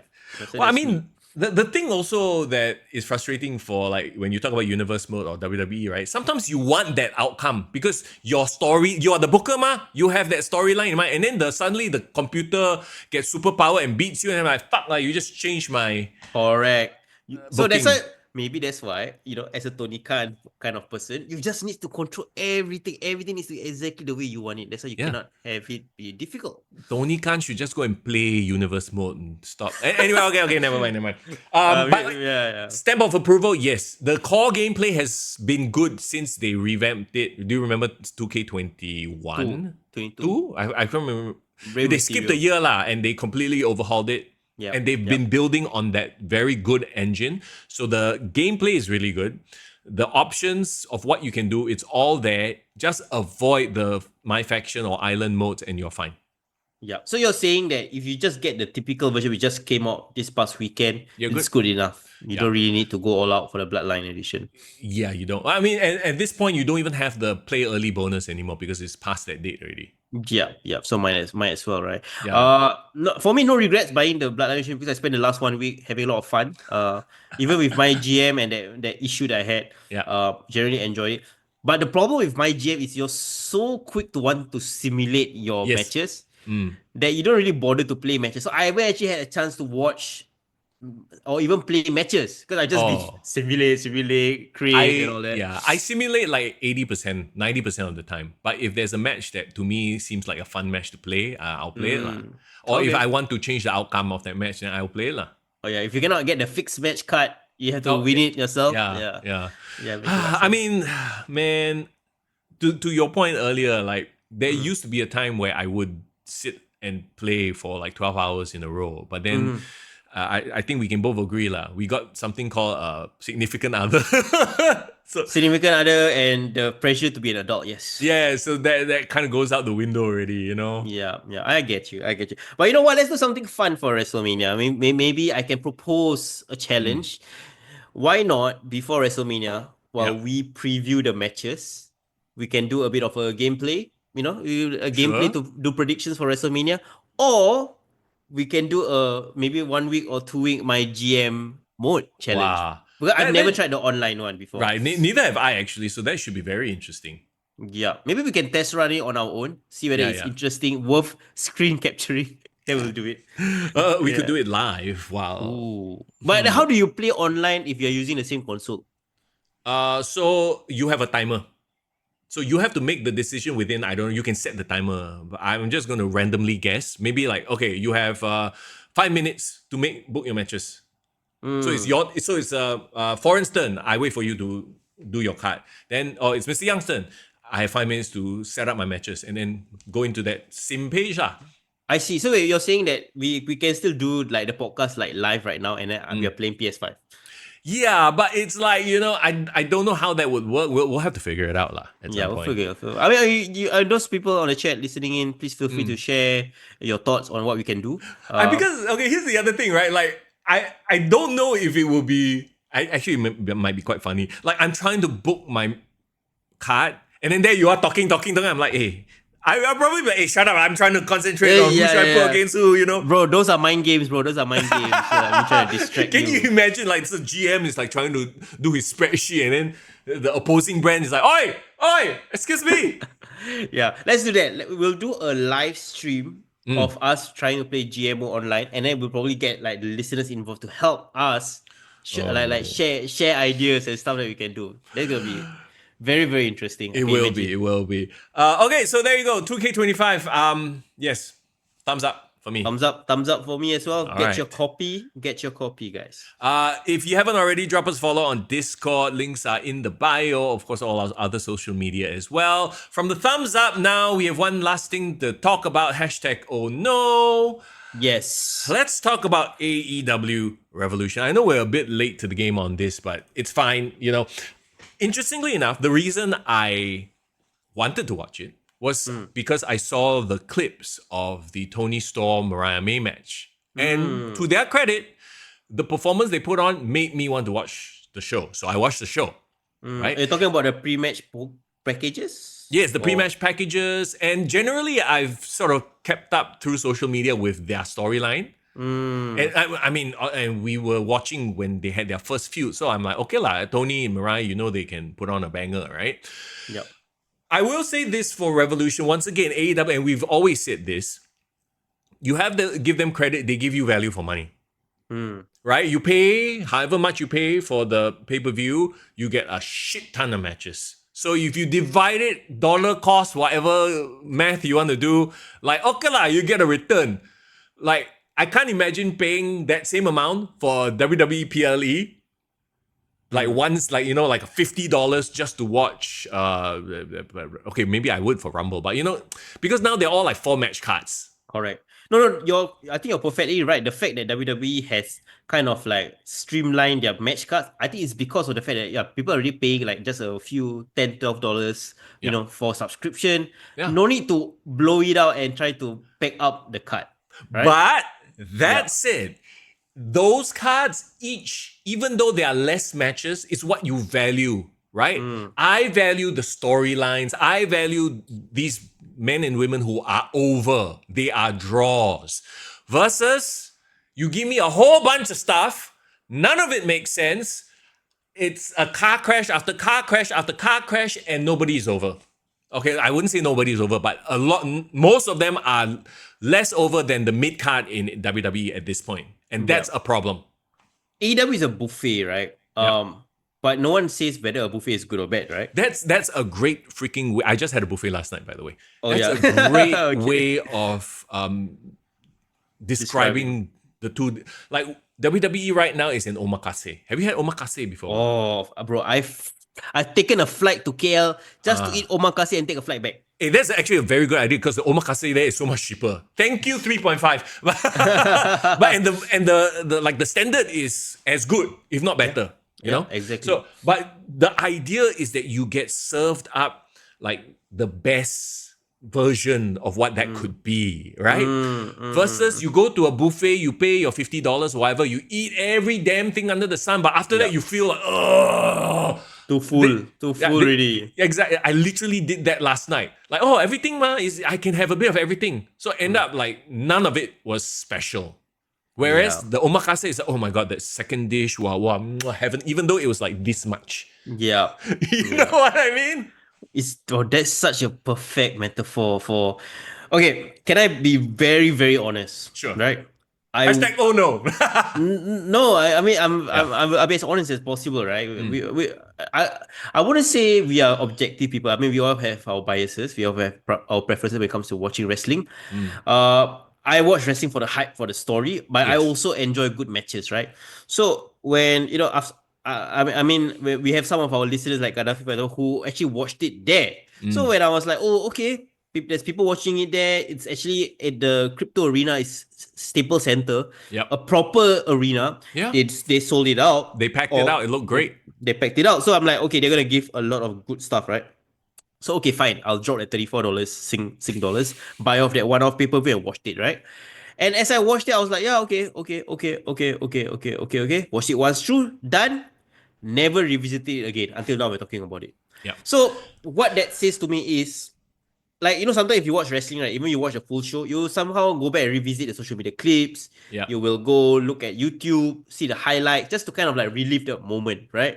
Same as like if you watch a football game live, then you still want to watch the highlight packages, right? Yeah. The thing about watching AEW, as you're watching it, you are like, you know what? I don't have to watch it ever again. Like, it's there, you enjoy it. It's a very full-blown experience. Yep. But it's almost like overstimulation. Yep. It's disposable. None of it matters. It's exactly the analogy we just used, buffet versus omakase or high-end menu, right? No, that's exactly it. And it's funny you say that because the past 3 WWE pay-per-views, I've actually watched it immediately after. At least once through. Yeah. Like almost like on the day itself. Because they've all given us a moment, maybe a few moments of like, shit, I need to revisit that. Obviously, the John Cena one is how many times you moment. rewatch the John Cena one, right? Not just rewatching the thing on Netflix, I rewatched it on social media, like countless number. I've watched reactions to it. Those are moments. Yeah. And you watch the backstage vlogs of it. You yes. All the YouTubers reacting to the moment. See, that's the power of a well-booked, well-crafted story. And right now, oh boy, here we go.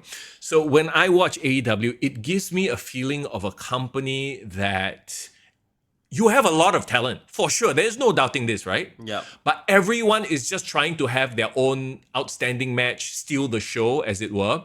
And there is no overriding force where, all right, this is the product we want to put out. No, everyone's just doing their own goddamn thing, right?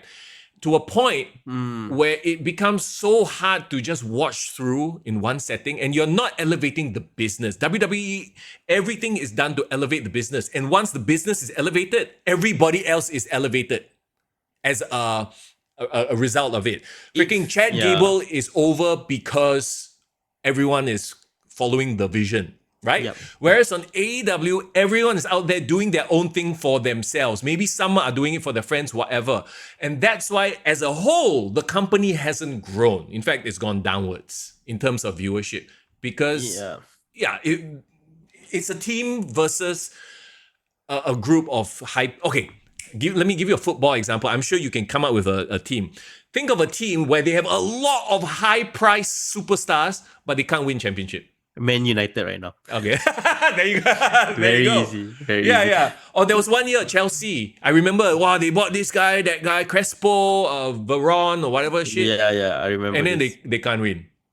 You're exactly right. And I think somebody needs to learn how to play GM mode. Because if you know how to book the perfect curve, it's so easy to watch. You can enjoy the show. Yes. But if everything is just like table match, casket match, ambulance match, even I don't want to watch it. You know what I mean? Like, and I'm not saying every match needs to have a stinker or like, something to bring it down. No, see, that's the thing. Nobody ever wants to have a stinker. It's just sometimes it happens. No, to me, it's the elevation of the violence and the usage of stuff throughout the event. That's the issue. Okay. Let's go through match by match, shall we? That was just the preamble, guys. You know where this is going already. Yeah. Let's talk about it very briefly for each match.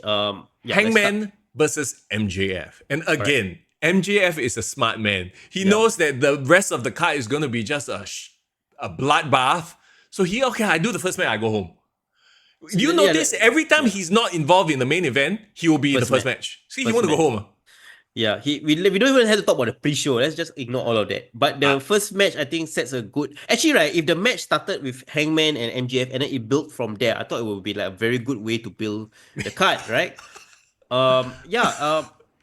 What do you think about Hangman's position right now on the card? How he's being perceived in AEW? Right now, they're trying to make him sound like he's like the babyface here. It makes no sense, right? He's gone from the cowboy, the drunk morose cowboy, to then arsonist, and now he's the good guy again. And then they're trying to do this whole like, oh yeah, you cheer him, but you don't cheer me. MJF is going, but I'm like, nobody is cheering cowboy when, like, what are you even talking about? And MJF looks like he's in great shape. But I'm starting to believe that once you've seen one or two MJF promos, you've seen them all. Or once you've seen one of his matches, you've seen them all. There's nothing different from... And I've stopped watching for... How many months has it been? I stopped last year, so it's... what is it? 3 months? 3 months? I feel like nothing about these two characters has changed. The MJF bloom has gone off the roads, unfortunately. It's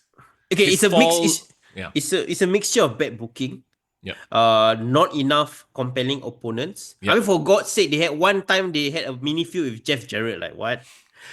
And then what happened to that? Like Jeff Jarrett, they just dropped it. They just dropped it. and then he went on to have one off match with Dustin Rhodes, and then that's done, and then that's it. Bro, you're right, bro. Like once you've seen MJ, okay, like MJ has gone through the content. Like he has done the babyface run, he's done the heel dominant champion, he's done that, blah blah blah. But there's one thing that irks me about MJF. He always likes to shout. Yeah. And he always like that, like someone chocho him and he's like, you're the one. You know, like he's like, oh, I control myself. You know, like he's still a child. He is. The way he acts is still very childish. And I don't know whether he's playing into that part of his character as a young, but he doesn't come across like the cerebral, smart villain anymore. He's like the emotional villain. Which is fine for his character, I guess. But to your point of compelling opponents, I honestly feel like Adam Page is a charisma black hole at this point. Like, I see nothing interesting about him. Not his look, not his physique, not his promos, for damn sure. He's just like any other. Like, there are so many people you could replace. It's just that he was there at the start and he was one of the guys you push at the start of AEW, right? Yeah. I could honestly swap him out with any of the other mid-card guys because they do the same shit anyway. It's very interesting because now we're at a point in the timeline where we are 5 years, 6 years into AEW, right? And we saw a lot of those people start at the beginning showing a lot of promise. Yes. But who has fulfilled that potential now, like 6 years in? I would dare say some reached it but couldn't sustain it. Yeah. Some never reached it. Nope. And some got found out. Yeah. Yes. That's exactly it. Yeah. And this all goes to, once again, the booking and the presentation. Because yes, you can be great at what you do, but if you are in a place where you don't get the support, you will A, lose heart, B, just get lost in the shuffle. You know? Actually, just to go back to an interview I heard with Chris Van Vliet. He was interviewing JD McDonough. And you remember that JD McDonough's spot where he jumped off the cage and he got RKO'd? Yep. Did you hear what he originally wanted to do? He wanted to do a moonsault, right? Moonsault, but he was told he cannot. Why? Because Charlotte Flair is doing a moonsault. So, I mean, that as an example is the perfect sort of like idea of, yes, they are working as a team there. Oh, one person's going to do this, everybody else don't bloody do the same thing. So it doesn't become a repetitive, redundant nonsense. And you know what's the special? You know what's the wildest thing about that? What? Nobody remembers the Charlotte Flair moonsault. Oh yeah, everyone remembers the RKO. Yeah, right. Yeah, so like I would dare say he actually got a better end of the stick. You're right. People all respect each other's finisher. People protect each other's finisher. Or like, okay, one person doing blood on this card. Okay, the rest of you don't do blood, or at least do something else. You know? They try to make it so that when you do it, it matters. Unfortunately, on this show, once again going back to everyone is just having their own little thing. Wasn't there a rumor that Tony Khan doesn't do production meetings? I mean, it's very obvious. It's so obvious. Everyone just whatever. You know, leaning into their worst tendencies. I saw the media call where he tried to correct that rumor, saying that he does meet with people. But I wanted to focus on the fact that while we are bringing up, I think, valid points about like overstimulation, right? I thought this match was a good match with all that. With all that taken into account, because this match actually was a smartly wrestled match. Yep. They clearly were trying to tell, like you said, the story of like why this guy being loved, why this guy's not being loved. Like all this I can follow if I'm like watching wrestling for the first time. Like, yeah, I know who's the bad guy, who's the good guy. That's all that is fair. I wish they kept to this tempo and then built up gradually as opposed to taking it from 0, then suddenly the next few matches 100. You know? Wow. Again, my GM mode. You need to learn from that. Let's talk about Mercedes Moné versus Momo Watanabe. Let's not talk about this match. Let's keep to the next match. Why? So has Moné gotten into any compelling storyline since we last watched? Because she looks like she's still doing the same thing. She's hoarding all the belts, a bunch of belts, and she's wrestling a bunch of visitors. The last match that I cared about was her Britt Baker match, and that was like August last year. And not only that, right? Like, I know they referenced that they wrestled before. They looked like they had no chemistry whatsoever. There were visible spots where, you go there. Like, oh my, why am I even watching? Momo got injured, right, in this match? Is it? I don't know. I saw that. I think the match kind of like finished very prematurely. There was some tweak of a knee. But to me, that is it's not even that point, right? The point was like, I do not know anything about Momo. Yeah. And if she does have a history, I watched from the pre-show, by the way. So like the package didn't present Momo as somebody very compelling for her to fight. And I do follow some of the wrestlers in Japan. So like Tam Nakano, like there are good wrestlers that are needing the next level of visibility. Momo is not one of them. You Yeah. know what I mean. So yeah, it felt like a bit of a throwaway match, a kind of a waste of Mercedes use. And You could argue that her entire career in AEW has been a throwaway, a waste. yeah, the fact that she's a TBS champion, not the world champion, means like what, she's trying to elevate the TBS belt? Because I don't know, it doesn't feel Again, interesting. it just feels like, okay lah, you're my $1 million signing. I give you one toy to play with, one belt to play with, and you do your own thing. Yeah. Yeah. Mercedes Moni to me doesn't. It's not it lah. It's not what Nope. we thought you would have been. Yeah, she's one of those that has been found out. Yeah. You listen to her first night when she debuted. I forgot what's the big business, AEW big business. They remember her pop was insane, and I was Yeah. like, whoa, okay. Sasha Banks is here. Let's see what Yeah. she can do, and she has not done much. Same as Soraya, by the way. Ruby Soho. Oh my god, yeah, another one. Let's move on then. A match to determine the number one contender. Swerve versus Ricochet. Why? You know, Why you is know what? Ricochet being part of a number one contender match? What has she done to deserve it? Exactly. So that was my big question. Like, has he done some stuff recently that warrants him? So I'll just give him that, right? I don't hate his heel turn. Like, he's actually starting to quote Get unquote proper heat. win me over as a heel, right? Okay. But it's very hard for him because he's still doing his flippy stuff, which is very pop inducing, and that's not what you want for a heel, you know? Yeah. I like his sliminess, his kind of disingenuousness. Yeah. And he is a good fall for Swerve. Swerve, right? Yeah. I think and the history they're trying to say with the Prince Nana and the code and all that. Yeah, And they are really good, like, for each other in terms of a wrestling synergy, I feel. yeah. They fit each other's styles. I did not understand where they were going with Prince Nana's code thing where, okay, I understand that Ricochet stole the code, right? And it means something to Prince Nana. I get that. But then halfway through, Prince Nana got angry with Strickland. Get my code, and he storms. I'm like, what the fuck is going on? Yeah, Why are they teasing dissension between Nana and Swerve and it went nowhere? Here's the thing. I genuinely thought they might turn Nana and align him with Ricochet. Which would have been great, by the way. Yeah, it would have been a great development. And I think a big pay-per-view like this, like one of their major shows, AEW should have pulled that trigger on something interesting like that. But of course not. They don't have a plan. What do you talk as if they have a plan like that? Oh, no, this was just basically done, and it's quite obvious. Right? This was just basically done so we could have Swerve as the number one contender. That's it. That's all it is. Yeah, which is fine. Like, you want Swerve to go back to the main title picture, that's fine. But what is the development for Ricochet? Because from after Ricochet lost, like, okay, is she going to slide down the card, not do anything anymore? Aha! I get. But you see, that's the AEW way. So I'm not surprised if that's exactly what's going to happen. To think that they would have a long-term plan is actually more surprising to me. So I'm not surprised that this happened. Yeah, watch as Ricochet falls down to obscurity after this. Aha! Okay. Oh God. Talking about... Okay, Okada versus Brody King for the Continental Championship. Bro. Again, these titles don't mean anything. Okada has it just to make himself look good.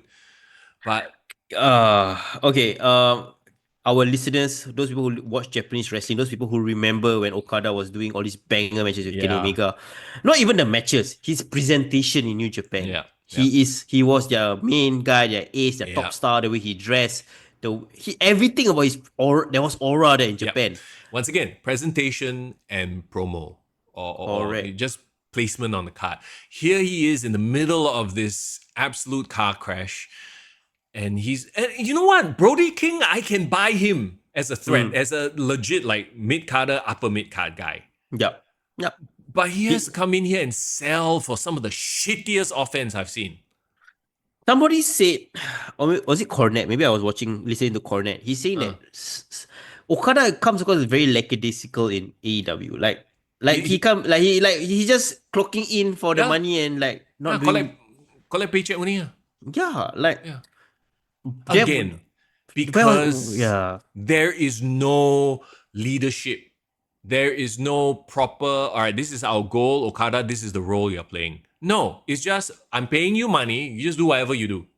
Okay, I don't fault them for getting the bag. It's a livelihood. They need to make money, and you got this Mark who's just throwing money at people. Of course, they say yes. What? yeah, of course. But where's the fighting spirit, right? Where is the? This one is the fighting spirit. You know what, Tony Khan, I need a job right now. Hire me, bro. Sell Hire out, me. hey, you sold out, and you get the you sold out chance. No. The thing about this match is it's a great match, right? But you know what? Why can't this just main event a Dynamite? Yeah, it could, but hang on. Did you just say it's a great match? No, okay.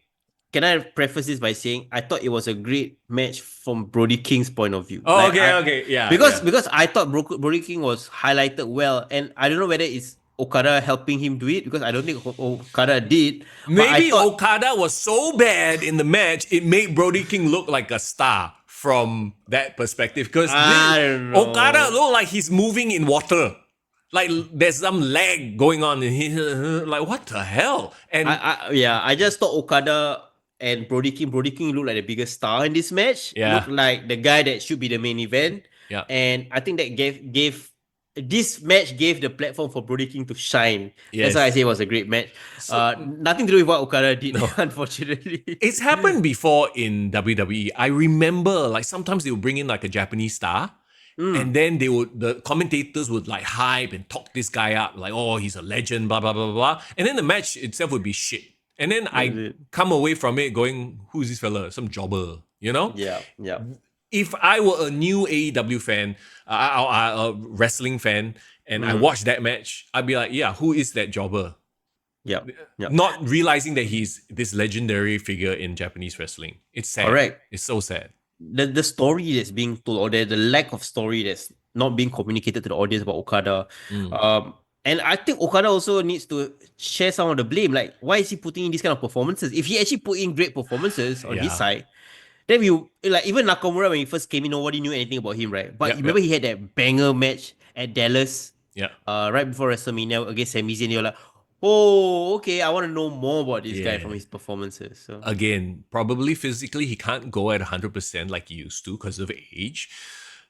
So you cover that up with presentation, but they don't have that properly in AEW. They try it at the start, but then now he's just comedic guy with like who flip you off once in a while. So let's talk about the shortest match of the night, which should have been shorter. I mean, you can tell like they're smart, right? Like I'm talking about Hurt Syndicate versus the Outrunners.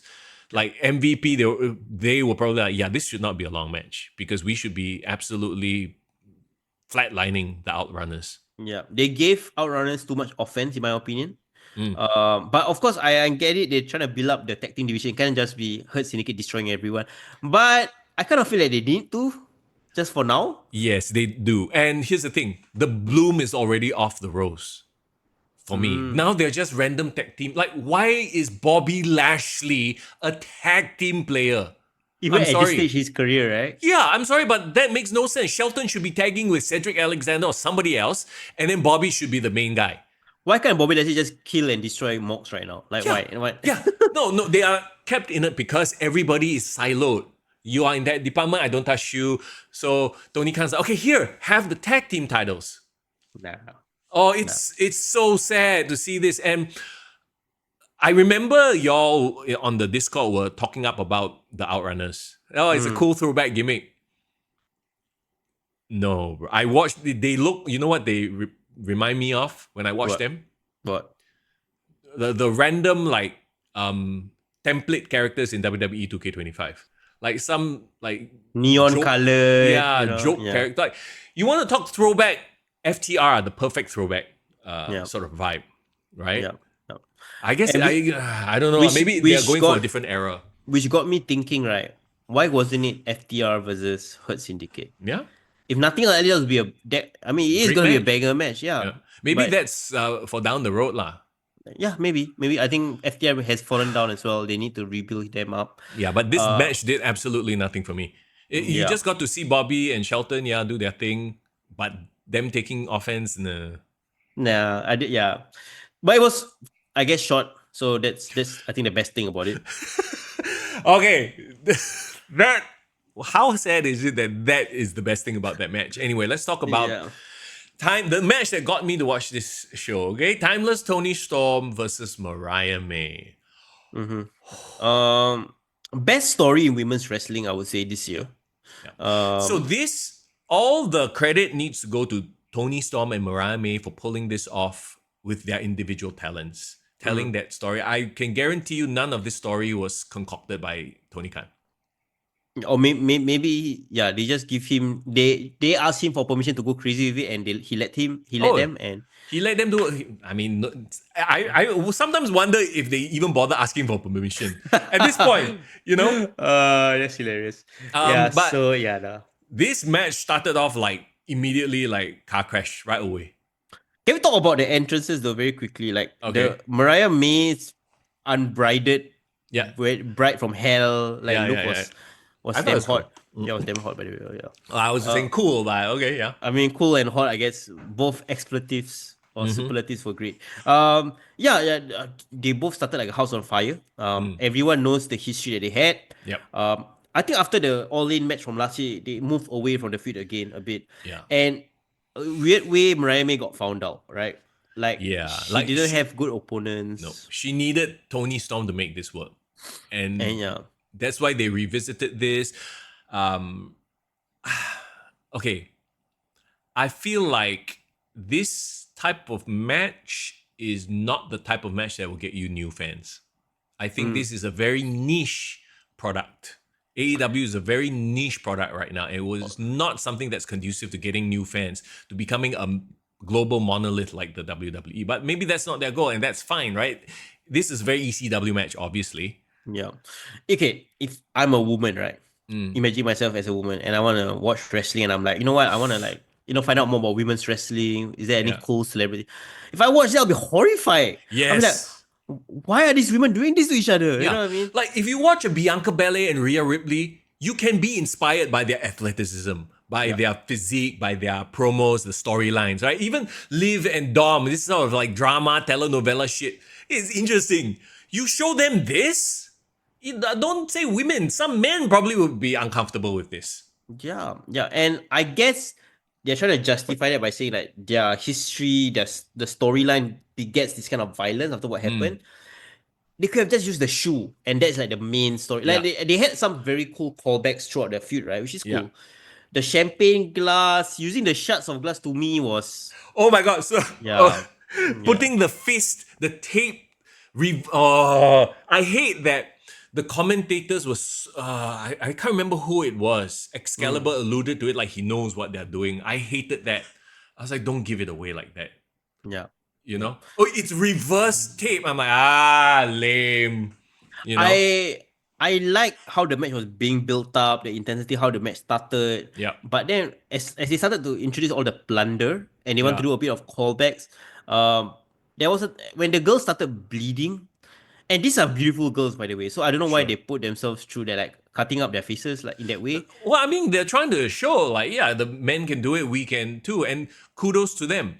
I'm just thinking about it from a broader perspective of, even if this were the men, actually, there were a lot of other examples for the men later. But this is not the type of stuff that, to your point, if you want to bring in friends and family to see, like if they see this, they'll be horrified and they'll think wrestling is this disgusting thing. Why are you interested? Like, this is the type of shit that gives us a bad name, I feel. You know? And to the wrestling hardcore fans, they embrace it. The AEW fan base, they embrace it because it sets them apart. It's like once again, it's like the indie band that nobody knows. And they don't want people to know, which is detrimental to them. Yeah. You know? And they will always stay in this lane, which is, okay, this you're going to be the alternative. But don't say that you are the second best promotion. Because I feel whatever I see on TNA Sacrifice was way more interesting, you know. I haven't watched it. I should watch it.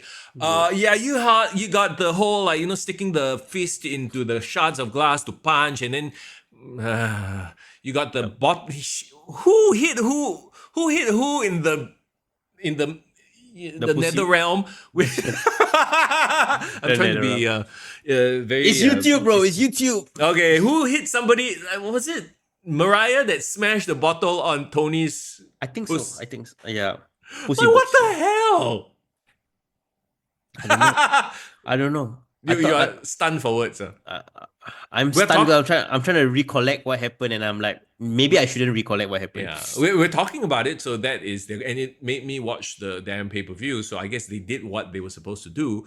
Like, okay, I personally enjoy watching horror movies, bloody horror movies. So to me, the blood didn't turn you off. Turn me off.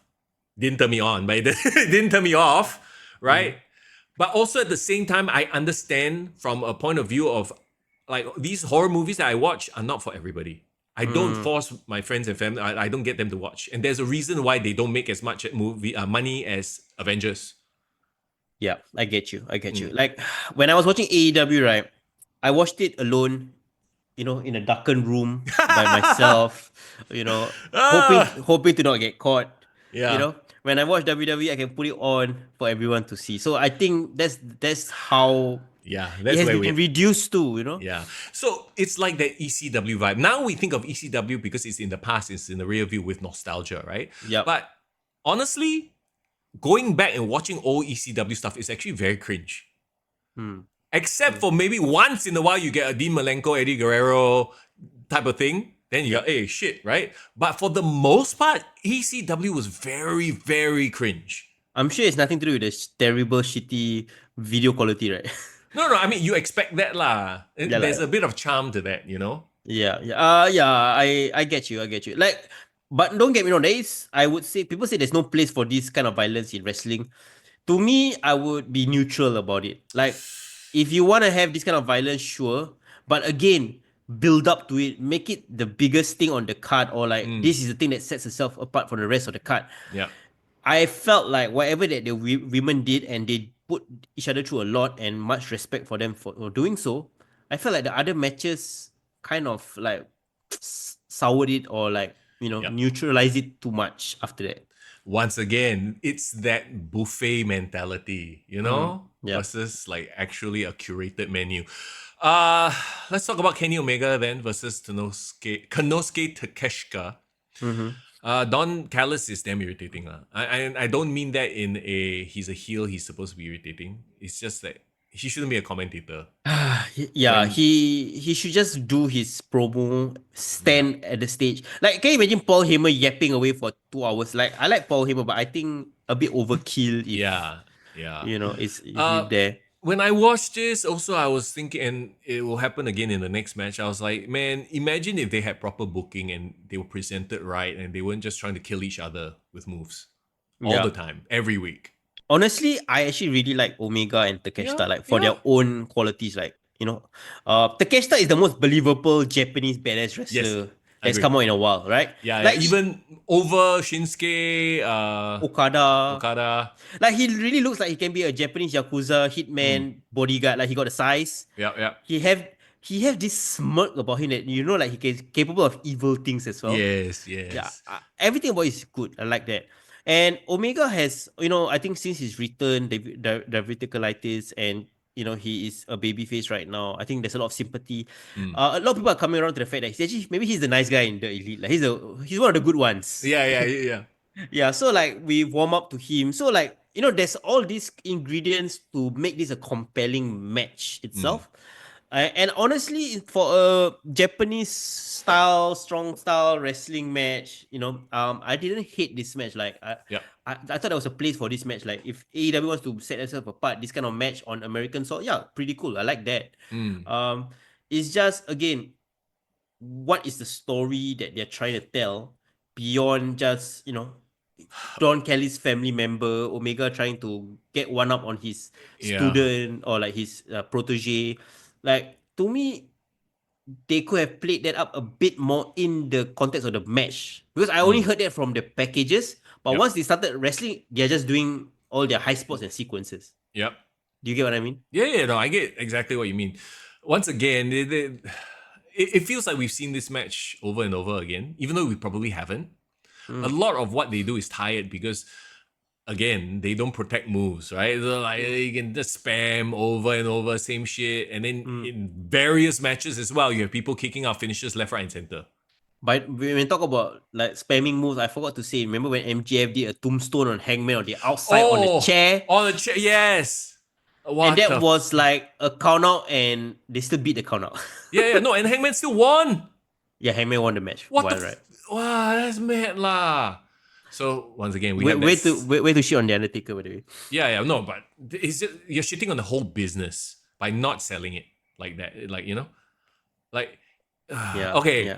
But yeah, it was a good match. I enjoyed this match. Yeah, at least the catch that Omega didn't do anything offensive. Yeah. Like the next match. Oh, not like the next matches. Wow. Oh, maybe in Tony Khan's mind, this Kenny Omega is the down match between Mariah May and what's next. Wow, because he doesn't know what he's doing, clearly. Because next up we have Will Ospreay and Kyle Fletcher in a steel cage, and holy balls. So the first thought I had when this match came out, I was like, oh, they're still going at it. Because remember, that's like since November. Yeah. They've been feuding for a while, yeah. So is Kyle more over than he started? Yes. Does it? Okay. Yes. Okay, to be honest, Kyle's transformation since he turned heel and feuded with Omega with Will Ospreay has been good for him. Like, he has actually been elevated. He does look like a star now.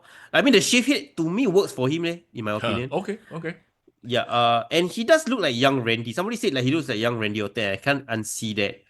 Timu Randy. Yeah, he does have the presentation now. The accent, I don't know whether it will go against him for his promos. But you're right this was overkill this match. Yeah, it was like car crash after car crash after car crash, and then we had already seen the Tony Storm Mariah May match, and this was also a blood fest. This was also a finisher spam match. Yeah, like it was. I wish somebody agented the match. Yeah, better. I don't know who was their agent who produced their match, or maybe they didn't get produced. They're like, hey, 20 minutes, do your own thing. Bro, it's half an hour. Holy shit. This match felt forever, and there were so many points where they could have ended it. I remember thinking, finish it off, end it here. No, kick out. And it got to a point where I stopped paying attention. Like I got used to the blood, the gore, and all the nonsense, and I stopped paying attention already. It just didn't make me feel anything anymore. They did a spot where I can't remember, it was like a face plant for Kyle on the thumbtacks. Yeah, and actually, if you think about it, right, if somebody plants you face first onto the thumbtacks, wouldn't you scared that the thumbtack will puncture like your dick or something? Yeah, or eye. Or your eye, or just basically it's hilariously dangerous, right? But like after that, he climbed up the cage and did the Spanish fly. So I'm like, then your thumbtack spot how, bro? Yeah, bro, they're doing like Spanish fly off the cage, and they are just amazing athletes. Nobody's taking that away from them, right? Yep. But you know what? CM Punk dropping an elbow off the top rope gets a bigger pop, gets more of a reaction. So why are you murdering yourself? Why are you shortening your lifespan for like cheap thrill? A lot of the comparisons were made between this match, Will Ospreay and Kyle against Seth and CM Punk. And I'll tell you the merits of both Like CM Punk and Seth is clearly a great storyline. Yeah. Like to pull off end of the feud kind of thing, right? Yeah. And there's legitimate hatred. So one thing that AEW did right, yes, there is legitimate hatred for Will Ospreay and Kyle Fletcher that necessitates them having a stipulation match, right? Like in this case, a cage, right?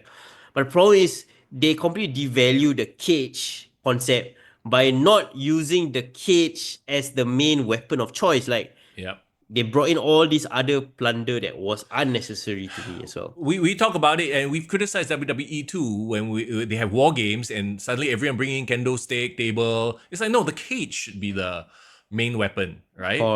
Correct. That makes the mystique of the match a bigger deal. Yes. Like, I would say there was one good match in AEW that used a cage previously, I remember until now. It was Cody Rhodes versus Wardlow. And that was like the first time Cody Rhodes did like a moonsault off the cage. And I still remember it 5 years later. So why? Yes. Yeah. Right?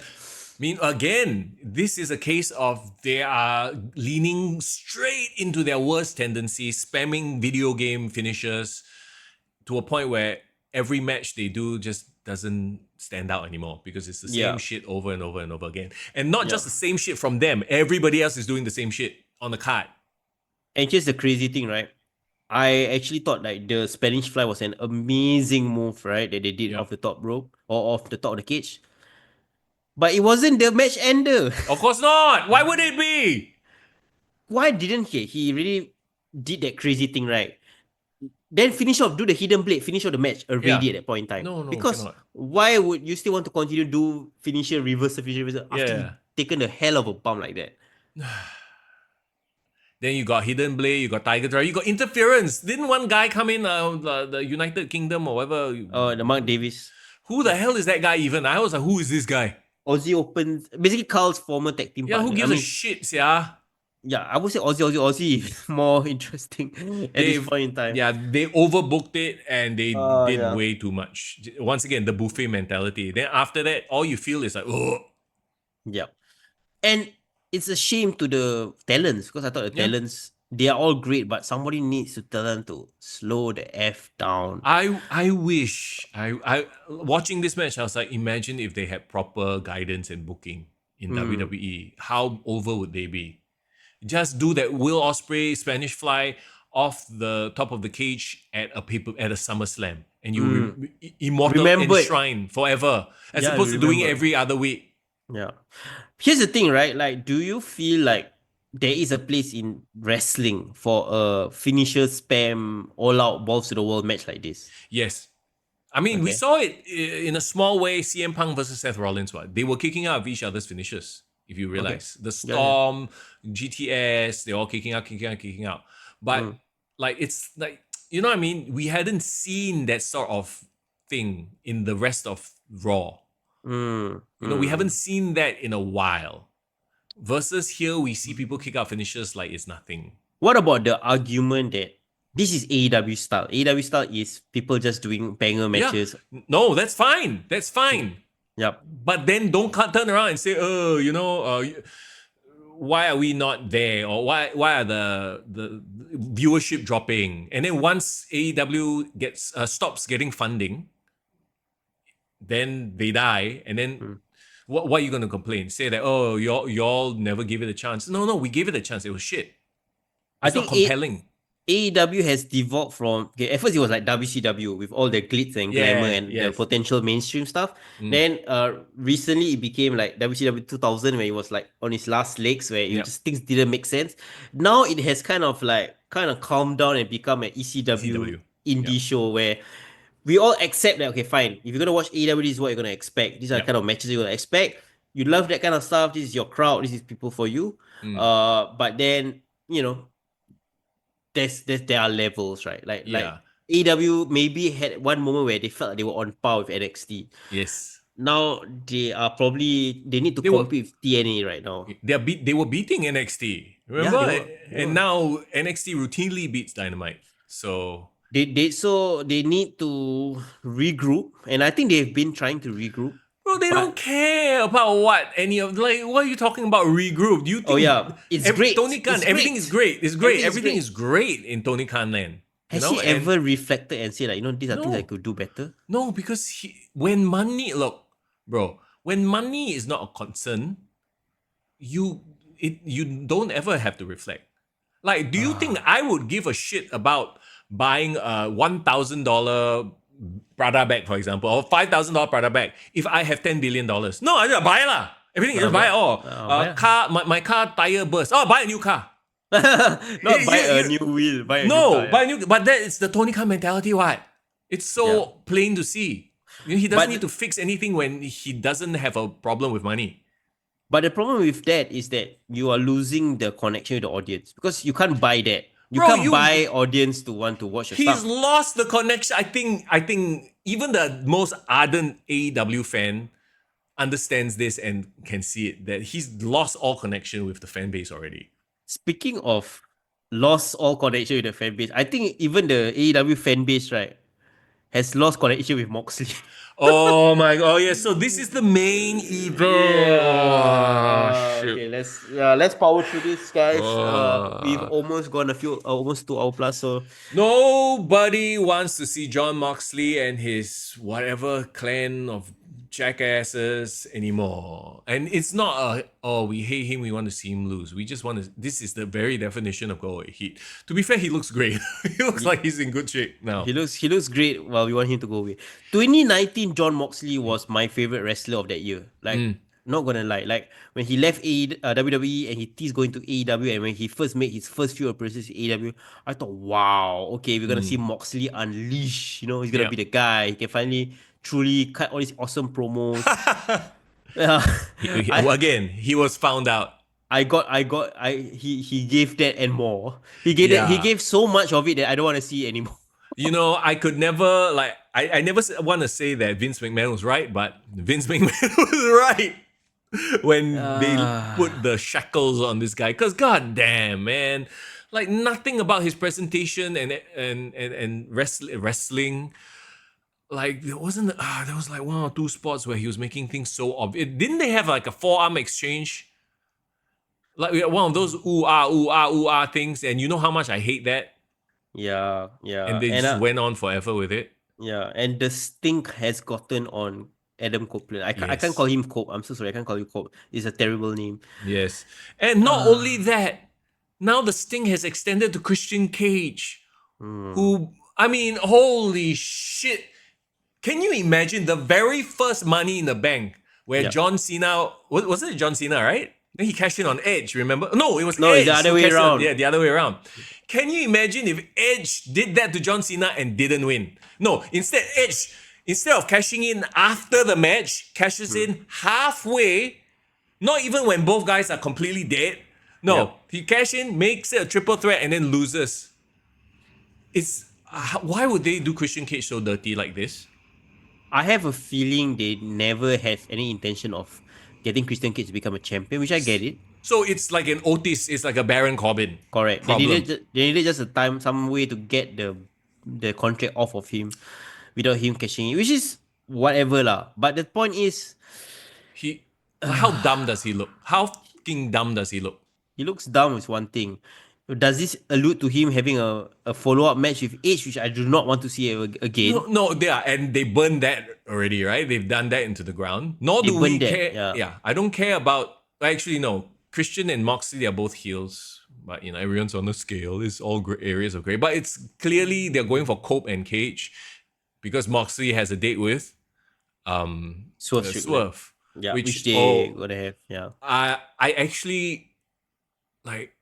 Can you imagine? Because you know Moxley is Mr. Hardcore guy, and then Swerve. You remember his matches with Hangman? Yep. I actually cringe at the thought of these two wrestling, and the shit that they'll drink each other's blood. God. Their worst tendencies will be revealed. Oh, good lord, man! I actually do not want to watch that match.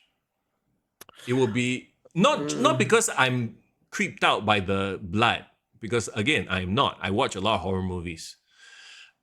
It's going to expose the business in such a horrendously insulting way. Yeah.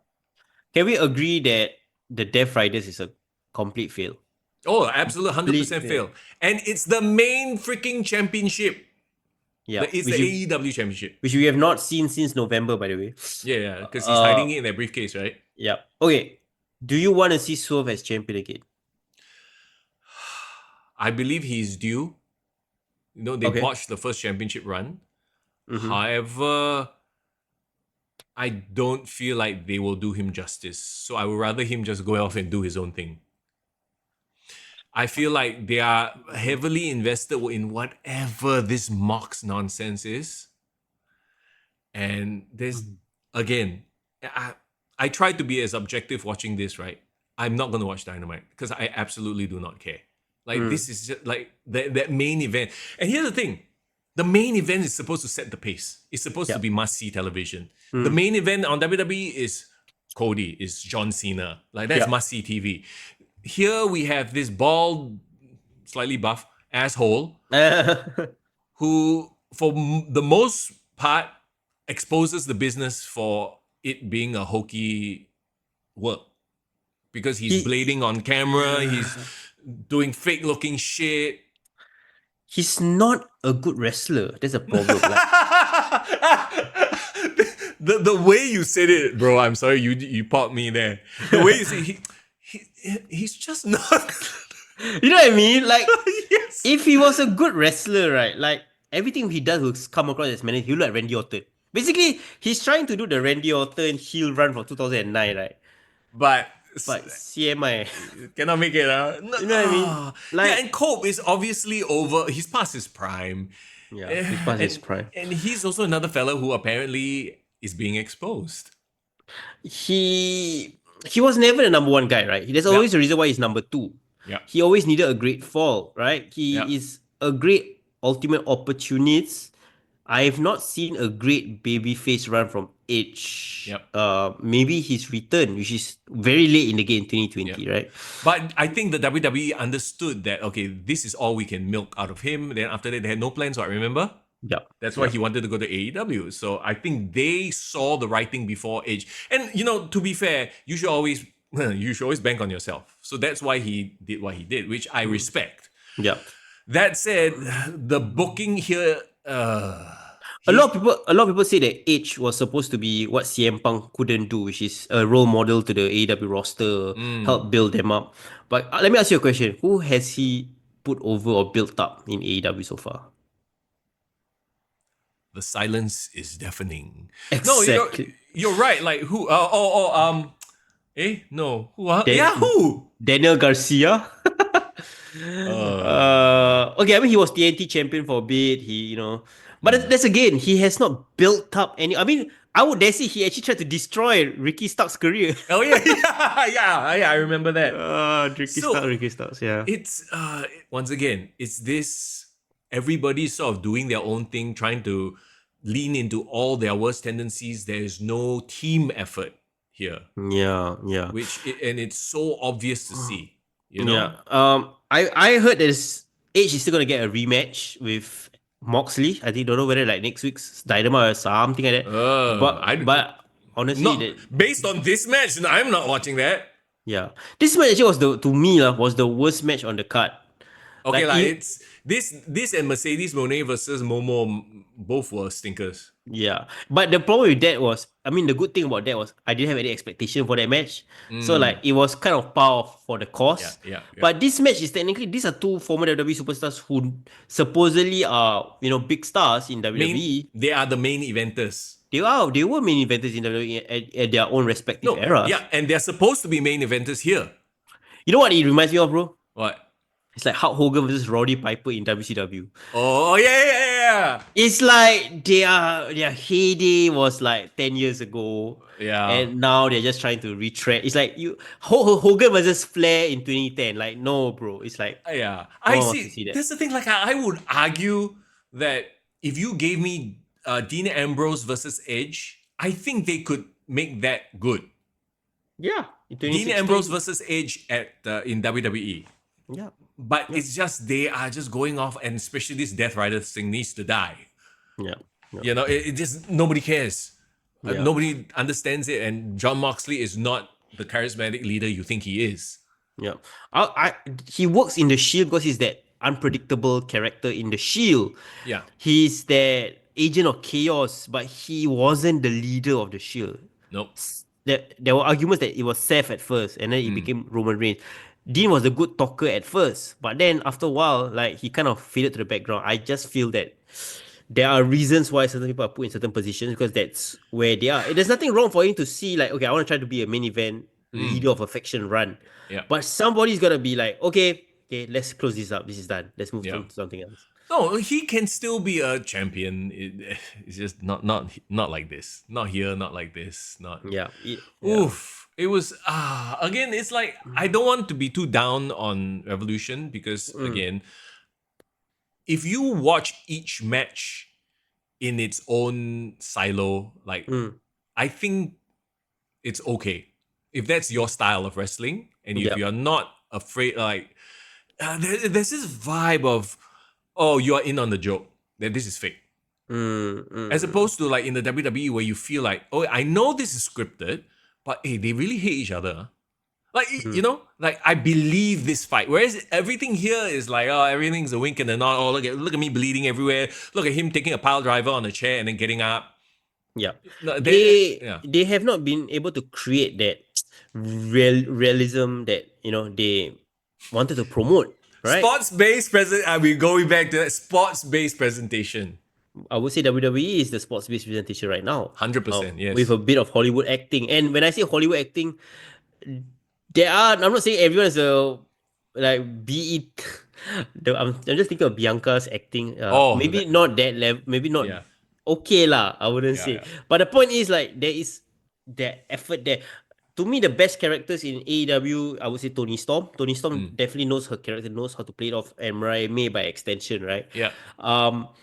The rest are they're just unsure. I mean, maybe Moxley in his head thinks that I have complete mastery of my character. That's exactly what he thinks. He thinks he's this auteur, this artist that's just doing his art, right? I think. And there's nobody to tell him like, actually, you're shitting the bed. Yeah. It's like the emperor's clothes. He's not wearing any clothes, but nobody's daring to tell him. Correct. Like for example, like I love making music and rapping, right? But I know when to stop. You know what I mean? I know like, hey, I love doing it, but I'm not gonna try to be the biggest rap star in Singapore, kind of thing. Yeah. Like I know my limitations. I can reflect and like, oh, okay, maybe this is where my talent is. But some people need to do that. That's where you get to a point of, if the money's coming in, if you don't have a boss to tell you, or not a boss, a mentor, right? And they tried to have mentors. CM Punk tried to impart his wisdom. They told him to F off, right? If you are constantly being told you're doing great, here's more money to support that belief that you're doing great, then you're doing great. Then you're making the money. Who gives a shit if it's terrible television? Yeah, and Will Ospreay even said it in his interviews. Chris Van Vliet, I actually watched that interview, and he said that, I take a lot of the advice and some of the feedback, and I'll try to find a middle ground. But at the end of the day, like, I would still do the things that I'm doing because it has worked for me. And then in my head, I'm thinking like, okay, it has worked for you to this level, but this will always be the level that it will work for. But it's fine because Tony is not shy in spending the money. So it's the question then has to become, it will work until it doesn't work, until your body can't handle this anymore. Yeah, and that will become a massive detriment if they are not being financially prudent, investing their money and all that kind of stuff. You can't do this shit when you are like, perfect example, the Hardy Boys. Yeah, exactly. They can do it in their prime, but now at like whatever age they are, 50, I think, I don't know. Yeah, my Hardy is 50. Yeah. Yeah, you are not doing this anymore. So I hope you've saved your money. Yeah. What can AEW do better? And I know this is a question we probably asked each other a couple of times. Because one thing they need to be very wary of, bro. There's no longer that much talent out there on the free market. Like, essentially, Tony Khan can't buy his way out of this problem right now. Because it doesn't matter who he buys. Yeah. Right? There won't... It's not a buying talent issue because the talent has already been bought. It's there. Yeah. What can he do to revitalize the talent's perception, by fans? Like, how can we look at Swerve and Kenny Omega and Will Ospreay and like, yeah, these are stars. These are wrestling stars. Like, I'm so compelled by them because it has been proven by WWE. They can take somebody that was universally hated like Roman Reigns, like, boring, typical John Cena 2.0, reinvent him into the tribal chief. Whoa, one of the most compelling characters in wrestling. I think, and we've really said it 1,000 times before, to be honest, it's leadership. It's a proper team mentality, locker room vision, all of which cannot happen if the main man in charge is a mark for the business. He's out there playing 2K25 GM mode. The way we talk and describe that, right? I almost thought you were going to say Vince McMahon because it's exactly the same words people will use on Vince McMahon. Oh my God. Nothing can change in WWE unless that one big man change, right? Which is ironic, isn't it? Like, the reason AEW became successful in the first place, became a thing, was because Vince McMahon was just doing his same old shit, and then the fans were demanding an alternative. Yeah. and they supported the alternative, which was the very first. Was it All In or All Out? I forget. All In. Which proved that there could be an alternative, right? And that was the impetus for the formation of AEW. Now, in a weird twist of fate, Tony Khan has become that guy who's like, yeah, things are the way they are because of him. And he's the opposite of Vince. Vince exerted full control. I have no control. I just let y'all do what y'all want to do. It's like the collaborative person, but the worst example of a collaborative person. Yeah, it would be Shane McMahon if Shane McMahon ran WWE lah. Maybe we don't know what Shane's character is like. Unfortunately, leadership, right? You need to step in and stop people from doing things to hurt the business. You know, again, going back to this whole, like, if you look at this card, right? Okay, I would start with Hangman versus MJF. The Mercedes and Momo match can go away. You know what? Swerve versus Ricochet, I would still leave in there, right? Okada King can go away. That can be on the pre-show, actually. Actually, Hurt Syndicate Outrunners, maybe I would even add that just to showcase the Hurt Syndicate, right? It's 3 matches so far. Yeah, but then you have Tony Storm, Mariah May, Omega, Takeshita, Osprey. I would get rid of Osprey Fletcher, I'm sorry. Moxley, oh god. Yeah, definitely get rid of Moxley Cole. You know, that would have been a very sweet and solid 6-7 match card. Yeah. Very palatable, not too outrageous. So the only bloodfest you would have would be Tony Storm and Mariah May. So it at least sets that match apart. Even, you know what? Make this the main event, but a lights out match. That's the thing. A lot of people were saying that if this match was the main event, it would have been a great way to end night for a lot of the fans. Yeah. Right? And we always talk about, it's the last thing is what people remember. Yeah. You go off on a high or a shock, right? Yeah. Here we went off the air with a wet fart. Like, like that match was so soul draining. The Mox Cope match. Yeah. Like if you went off with Timeless Tony Storm versus Mariah May, and then you finish off, you play into that whole character thing. The end. Right?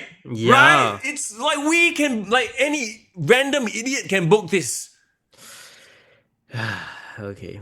Well, half a brain can book this. But no, it's because, once again, to go back to your question, this has been an entire half an hour of oh no. To go back to your question, leadership. You need leadership. You can't have people going off doing their own thing and expecting the entire business to flourish. Yeah. I think one good thing I can say about AEW, right? And I think this is going to be, when we look back at history, we need to credit AEW, you know, for what? For being the impetus for creating the new wrestling boom for WWE. Yeah, sure. I mean, I see where you're going with that. No, because I feel like WWE started, you know, trying to connect with the fans better. I think ever since AEW went on the scene, right? I think Triple H change of leadership was like the thing that kind of brought it up to the next level. That's the thing. I think that we are giving AEW too much credit. Don't get me wrong; they're definitely important in this history, but this might be a hot take. I think the Janelle Grant lawsuit is more of a catalyst, more of a canon event in what WWE is. Because if you think about it, right, if the Janelle Grant lawsuit didn't happen, Vince might still be walking around calling the shots, and then we will get sort of this muted down WWE. And they definitely wouldn't have, like, Vince was 100% against having logos on the match secret, blah, blah, blah. You think he will give a damn who ISHO Speed is? Or yeah, no, he wouldn't. You know? The reason that the WWE is popping off right now is you got influencers, you got celebrities, you got Travis, for better or for worse, Travis Scott. Yeah. You know, and all these things coming together in the perfect mix of sports entertainment, mainstream entertainment, streamers and YouTubers and influencers all getting involved. If Vince McMahon was there, it would not happen like that. Correct. So the reason for WWE's success, Vince McMahon getting the fuck out. So Janelle Grant is the canon event. Yes, more so than AEW, I feel. I saw this theory online, which I thought was very cool. Seth Rollins betraying the Shield was the anchor point of this timeline. Yes. You saw that? Yeah, I saw that. And it makes a lot of sense. Yeah, because everything that happened in this era, this generation, would not have been possible without the initial Shield betrayal. Yes. Yeah. Can you imagine if Ambrose like maybe did a couple of years in AEW and then finally came back to WWE. There Oh, could be so much history to pull from that, bro. yeah. There is I so mean, much history. that's the beauty of it. And they like when they say that they have a timeline or a history, like a job, someone is actually doing the job of a historian at WWE, right? Yeah. To document all this. I believe it. I believe because they are so good when they do the presentations or like the promo packages and stuff like that of pulling all this stuff that we may have forgotten. Not everyone has your memory, bro. But AEW, WWE, whoever, hire me, bro. yeah, exactly. Historian. Get my bro in there, man. He's the encyclopedic knowledge man. Yeah, but I'm not Tony Khan, don't worry. I won't try to run a wrestling company. But yeah, so again, to your point, they need to do that. And because we already talked about how at a price point, they can undercut, not say undercut, but they can be the alternative where, hey, it's too expensive to go to a WWE event, watch AEW, you know? Yep. But then your product has to make sense, has to be compelling as well. So Mr. Young, if AEW does a show in Singapore, you will watch lah. Oh, of course. Oh, okay. Yeah. Just to see. No, I mean, here's the thing. It's like, it's still wrestling, but it's okay. I hate to bring this example, but it's the same vibe when I go and watch an SPW match or a Grapple Max or indie wrestling match. Yep. I expect that this is indie wrestling. I expect that some roll eye stuff will happen. Yeah. So you temper your expectation of what you Yes. Yes. Yep. And with AEW, that's the way to look at it now. They are an indie promotion with a billionaire backing. That's all it is. Yep. And the cool thing is like you should have a free economy where you can have your experience at your price point, right? Yeah, that you can afford, right? Yeah. I think it's fair. But the problem with that is if WWE comes to town, I will ask my girlfriend, hey, you want to follow me and watch WWE? Yeah. AEW comes to town, I'll probably be like, let's watch with Mr. Young. Yeah. No, exactly. One is a thing you are very proud to bring all your friends to. It'll probably be on TV, you know, that kind of thing. Yeah. I think it's just, you know, the people always, the funny thing is about tribalism when it comes to WWE and AEW, right? The people that are shouting about tribalism the most is AEW fans. I feel, you know, because they want this to be, you want us to acknowledge your product, but your product is not watchable. And then they just, you don't get it. It's a very, I find it to be a very shallow mentality. Yeah. But what about the comments that, hey, if you don't like AEW, don't watch AEW, then just don't watch lah. Don't talk about us. There's also that argument as well, right? Okay, then don't even talk about anything more. So like life doesn't work that way, friend. You know?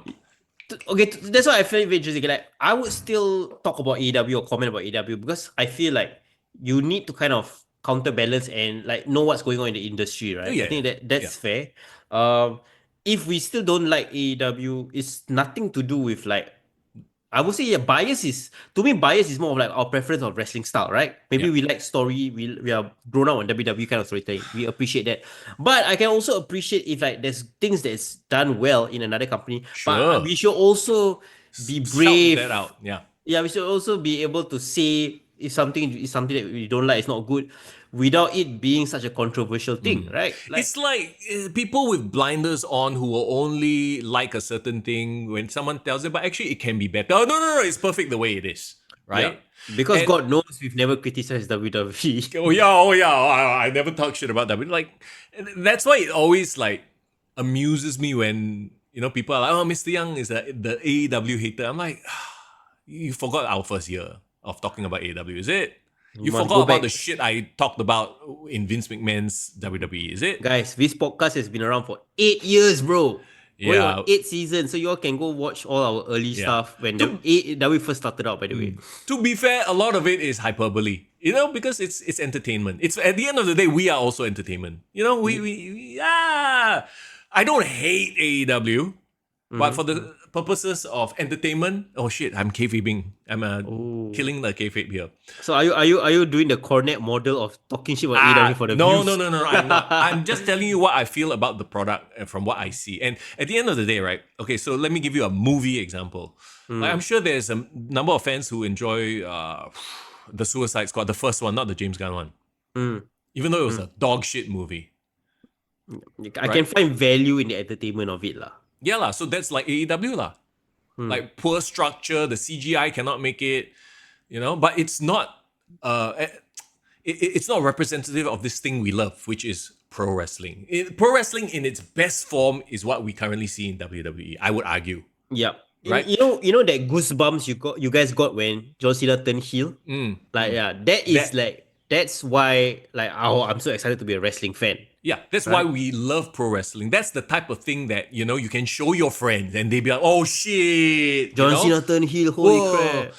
Yeah. Again, back to this, is like, I'm not going to be like, hey, look at this Tony Storm Mariah May. Look, she smashed the champagne bottle on her pussy. Like, Even that sentence itself is like, it's hard to say, right? Yeah, it's embarrassing in a weird way. It's embarrassing, and it casts a negative light on this thing that we want to be more popular. Yeah, you see, people who love that kind of stuff. Yeah, cool. You love that kind of stuff, but I'm not going to be shouting out about this to my friends and making it out to be this thing that everyone must watch, because I understand this is not something everyone should be watching. Yeah. That's why I have faith in WWE, that WWE can be the vanguard that leads the wrestling into this boom era. Yep. They can do all the big stuff, all the collabs with the celebrities and all that. And AEW, I think, should kind of understand that their lane is more of, they focus more on the wrestling, and they focus more on that style of wrestling, and let that be the case. I hate it when people say they focus more on the wrestling. They don't. They focus more on leaning into bullshit. Like, wrestling is not doing 10,000 flips. We know that wrestling is not how many tables I can go through. It's about the emotion of why these two people are fighting and why they hate each other so much. That's what I was saying. Like, is it an ECW that can we acknowledge that AEW is more like ECW, where that style of wrestling is what they're gonna push for, and they wanna own that sphere of the wrestling side of the business, and go for it, right? It's garbage wrestling with an indie mindset. And if they want to own that, then go for it. But sure. But if people say that about them, they cannot be defensive. And also, if people want to fight our thoughts on that, then okay lah. Then cool. It's conversation to have. Yeah. I think it's fair. But the numbers show. The numbers don't lie, as Scott Steiner would say. The maths don't lie. WWE is still the top dog in town, and no lah. When you have Christopher Daniels on TV gouging, trying to get more blood to come out of the thing, it's like, what are you doing? You're giving it's like watching. You know what it is? It's like watching a bad magician showing all his goddamn tricks to everybody. At some point, you're like, that guy should stop doing what he's doing because he's making all of us look bad. It's like watching a CW show where the CGI looks like shit. Say, you like this style of superhero stuff? It looks so fake. We haven't even talked about the Queen of the Ring segment with the actress. Let's wrap up on that. Let's wrap it up. So just for context, but I definitely still want to watch Queen of the Ring. I heard same. It's really well shot, and there's Jim Cornette in it. Yes. So Queen of the Ring is this documentary about. It's not a documentary. It's a movie, right? Yeah. It's a biography. Yeah. Chronicling the life of Mildred Burke, a pioneer in women's wrestling. And they had some of the actresses and the director. Was it on Dynamite or on the pay-per-view? No, on the pay-per-view itself. Oh, it's on the pay-per-view. Yeah, I forget which it was. Okay. First of all, there was this weird, awkward moment when Tony Schiavone wrapped up the director. And then you see the director's like, actually, you want to say one more thing? So he had this weird, awkward, like, hey, Tony, I want... But then Tony's like, no, wrap it up. So I thought that was hilariously awkward. Yeah. But the one moment that everyone is talking about, and I'm going to defend that moment, actually. I think people are taking it way out of context. Of course. You know what I'm saying, right? Yeah, for sure. So one of the actresses, and this is like obviously not the exact quote, I can't remember what exactly she said, but it was in the vein of, I really admire these wrestlers, they've shown me so much. The one thing that I learned from them the most is that you always know when you're going to win, or something like that lah. Yeah, that's what she said. Yeah. So the internet basically took it as, they know the results of the match, boo, you broke kayfabe, you are making a mockery, blah blah blah blah, and that's what everyone is sort of like upset about, quote unquote lah. What do you think of it? The thing is, right, of course, on the moment, on the day, I was like, what the hell did the girl just say? Yes. And of course, the reaction I think was fair at that in the moment. But she did actually come on Busted Open Radio actually a couple of days later. Immediately, by the way, she went on the show.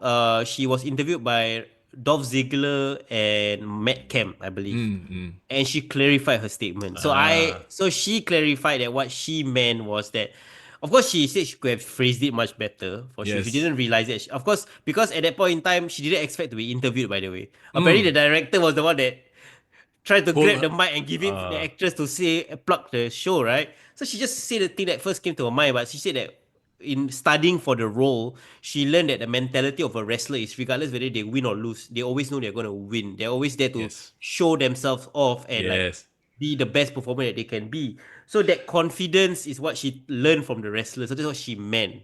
See, this to me is a very glaring and obvious is an indictment of the people on social media. That they just anything also want to talk some shit.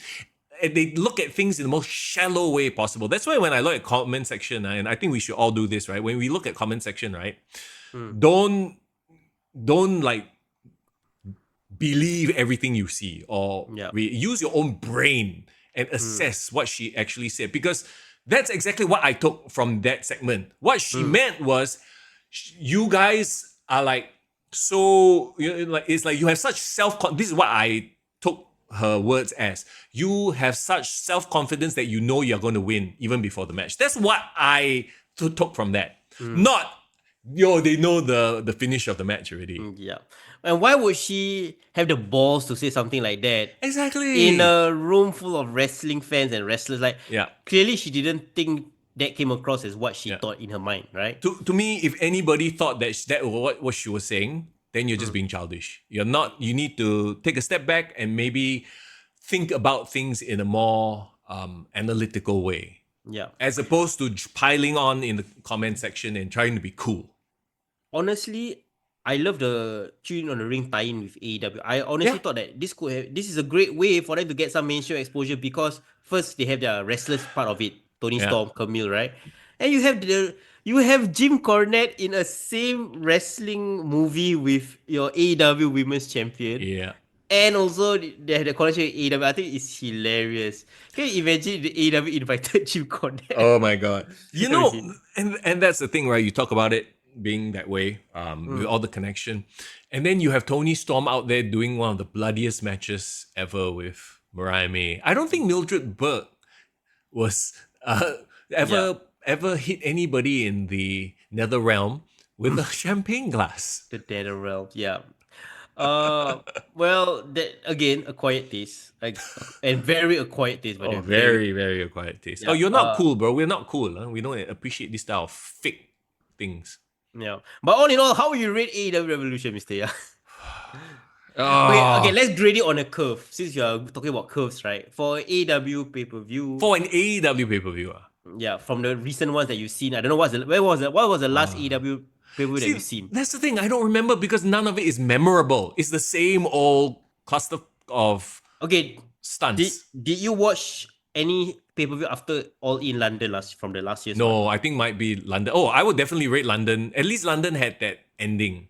Yeah, Swerve and memorable. and Danielson. Memorable ending. Here, the ending was just a wet fart. I would give this a 4. 4 out of the ending or the overall pay-per-view? Overall pay-per-view. 3 goes to Tony Storm and Mariah. Okay, no lah. 2 goes to Tony Storm and Mariah May. 1 goes to Kenny and Takeshka. Another one for Swerve and Ricochet. Oh, still got Hangman. Fine, 5. 5. Okay, 5. 5. Fine. I was being harsh. To be fair, after All In, we had All Out, which was shit. After All Out, we had Full Gear, which was when Mox won the title, so it's shit. We had World's End, which was headlined by Jay White and Moxley, and Jay White is not over. Oh, we forgot to talk about Jay White coming in, interfering in that. We completely didn't give a F about Jay White's appearance. Oh shit! Yeah.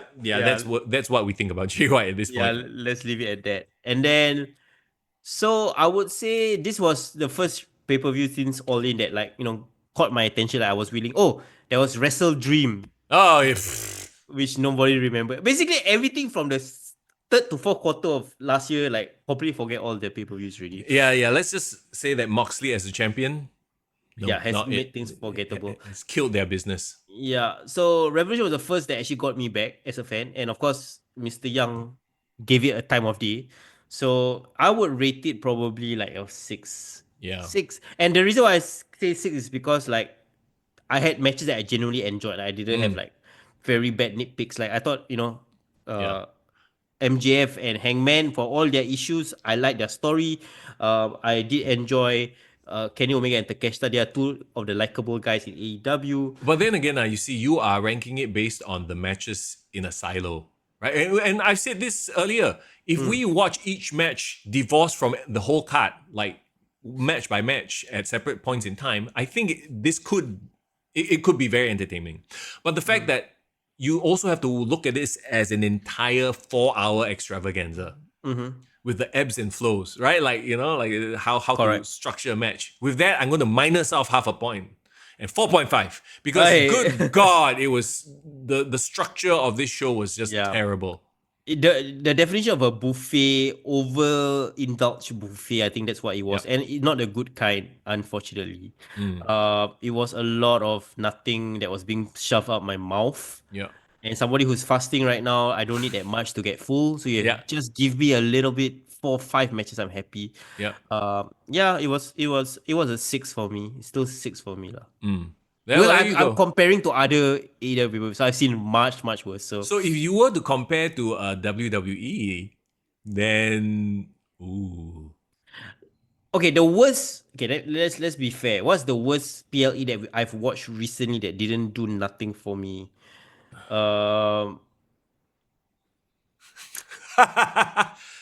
Everything had something. Okay, Something.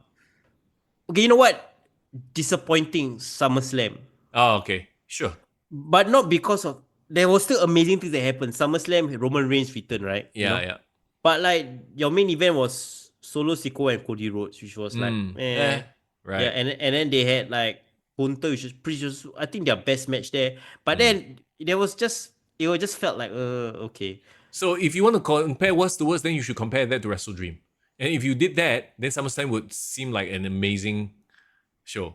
Exactly. So yeah, that's why we grade it on an AEW curve, because we're so unfair to AEW if we grade it across to WWE. so very quickly, should I watch TNA? What's the latest show? Genesis? Sacrifice. Sacrifice. Oh, the one where it's not a spoiler lah, but the heel turn at the end. Dolph Ziggler turned heel. And you know what's crazy? Their main event was a class, not say a clusterfuck match lah, but it's a Cage. 5-on-5 steel cage match. What? It was like a little lockdown kind of vibe. It was like their war games lah, because they have like the system, which is like, you know who they consider like the Moose, blah blah blah, versus Hardy's, Joe Hendry.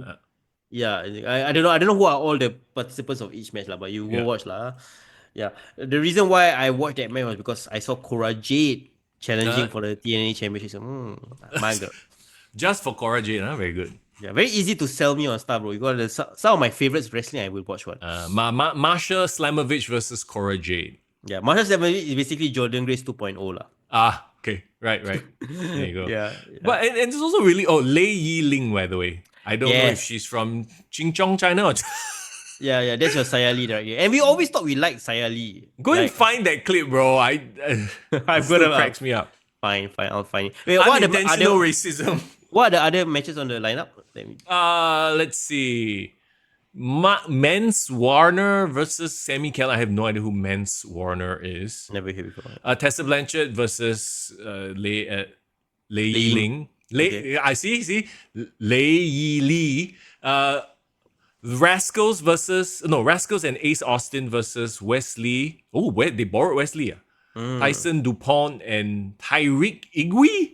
Those are all new guys. Okay. Never heard before. Steve Macklin versus Frankie Kazarian. Okay, we both know both of them. Yeah. Ash by Elegance and Heather by Elegance and personal concierge. Wow, she got a partner now. Yeah. Heather with versus Spitfire. Mustafa Ali Ah, my versus guy. Mike Santana. Hey, Santana is the From AEW. AEW Yeah. guy, yeah. Oh, He's there. it's great that he landed somewhere else. Mm. Slamovich versus Jade, Moose versus Jeff Hardy. Oh, so Jeff wasn't in the main event. Yep. Okay, then there's a 10-man tag team match. Joe Hendry, Matt Hardy, Elijah, Leon, Elias. Leon Slater, Nick Nemeth versus the System of Eddie Edwards, Brian Myers, and JDC, and the Colognes. Oh yeah, the Colognes are part of that. Like Primo and Epico, by the way. Oh, okay, yeah, there you go. Yeah, and Brian Myers, of course, friends with basically Kurt Hawkins back in the day. Wait, Yeah, so go ahead. and I believe the other guy was Ace. What's the third guy from the system is Moose. JDC, Fandango. Yes. He was on NXT. Yeah, a couple of weeks back. I thought it was quite cool that he, they played the Fandango music at first, then the crowd popped, then he come out, then they played his TNA music. Yeah. So again, these are recognizable names. These are names that if you watch WWE last decade, you will know who they are. It's just that they are in another platform where they are being showcased in a way that they wouldn't have been showcased in WWE. Yeah. So, I'll definitely give this a watch, and maybe next week we review TNA Sacrifice. No lah. Ooh, we have not talked about TNA in a long time. That will be interesting. Yeah. But that will do it for us today. 3 hours jam-packed as always. Let's go. Of course. So that you won't miss us for the next 1 week. Because we gave a very short, to be fair, we gave a very short episode last week. Talk about SPW only. Yeah, that's true. That's true. But yeah. We thought we would just briefly, you see the oh no didn't work. You see, we didn't have people here live to tell us oh no, and then we just went off. But appreciate you guys for listening. If you all can stand through our 3 hours, we respect you all. Yes. Thanks for supporting us. Please support us on Patreon as well. It helps us pay the bills. And of course, follow us on Discord where all the fun community conversations are going. You guys are your own community at this point in time, guys. Thanks for love it. Reacting to all the wrestling stuff while we are not there. But as always, once again, thank you so much for hanging out. Check us out on our other social media as well, and we'll catch you again very soon. It's Mr. Young. And it's Foreign in the building. Take care.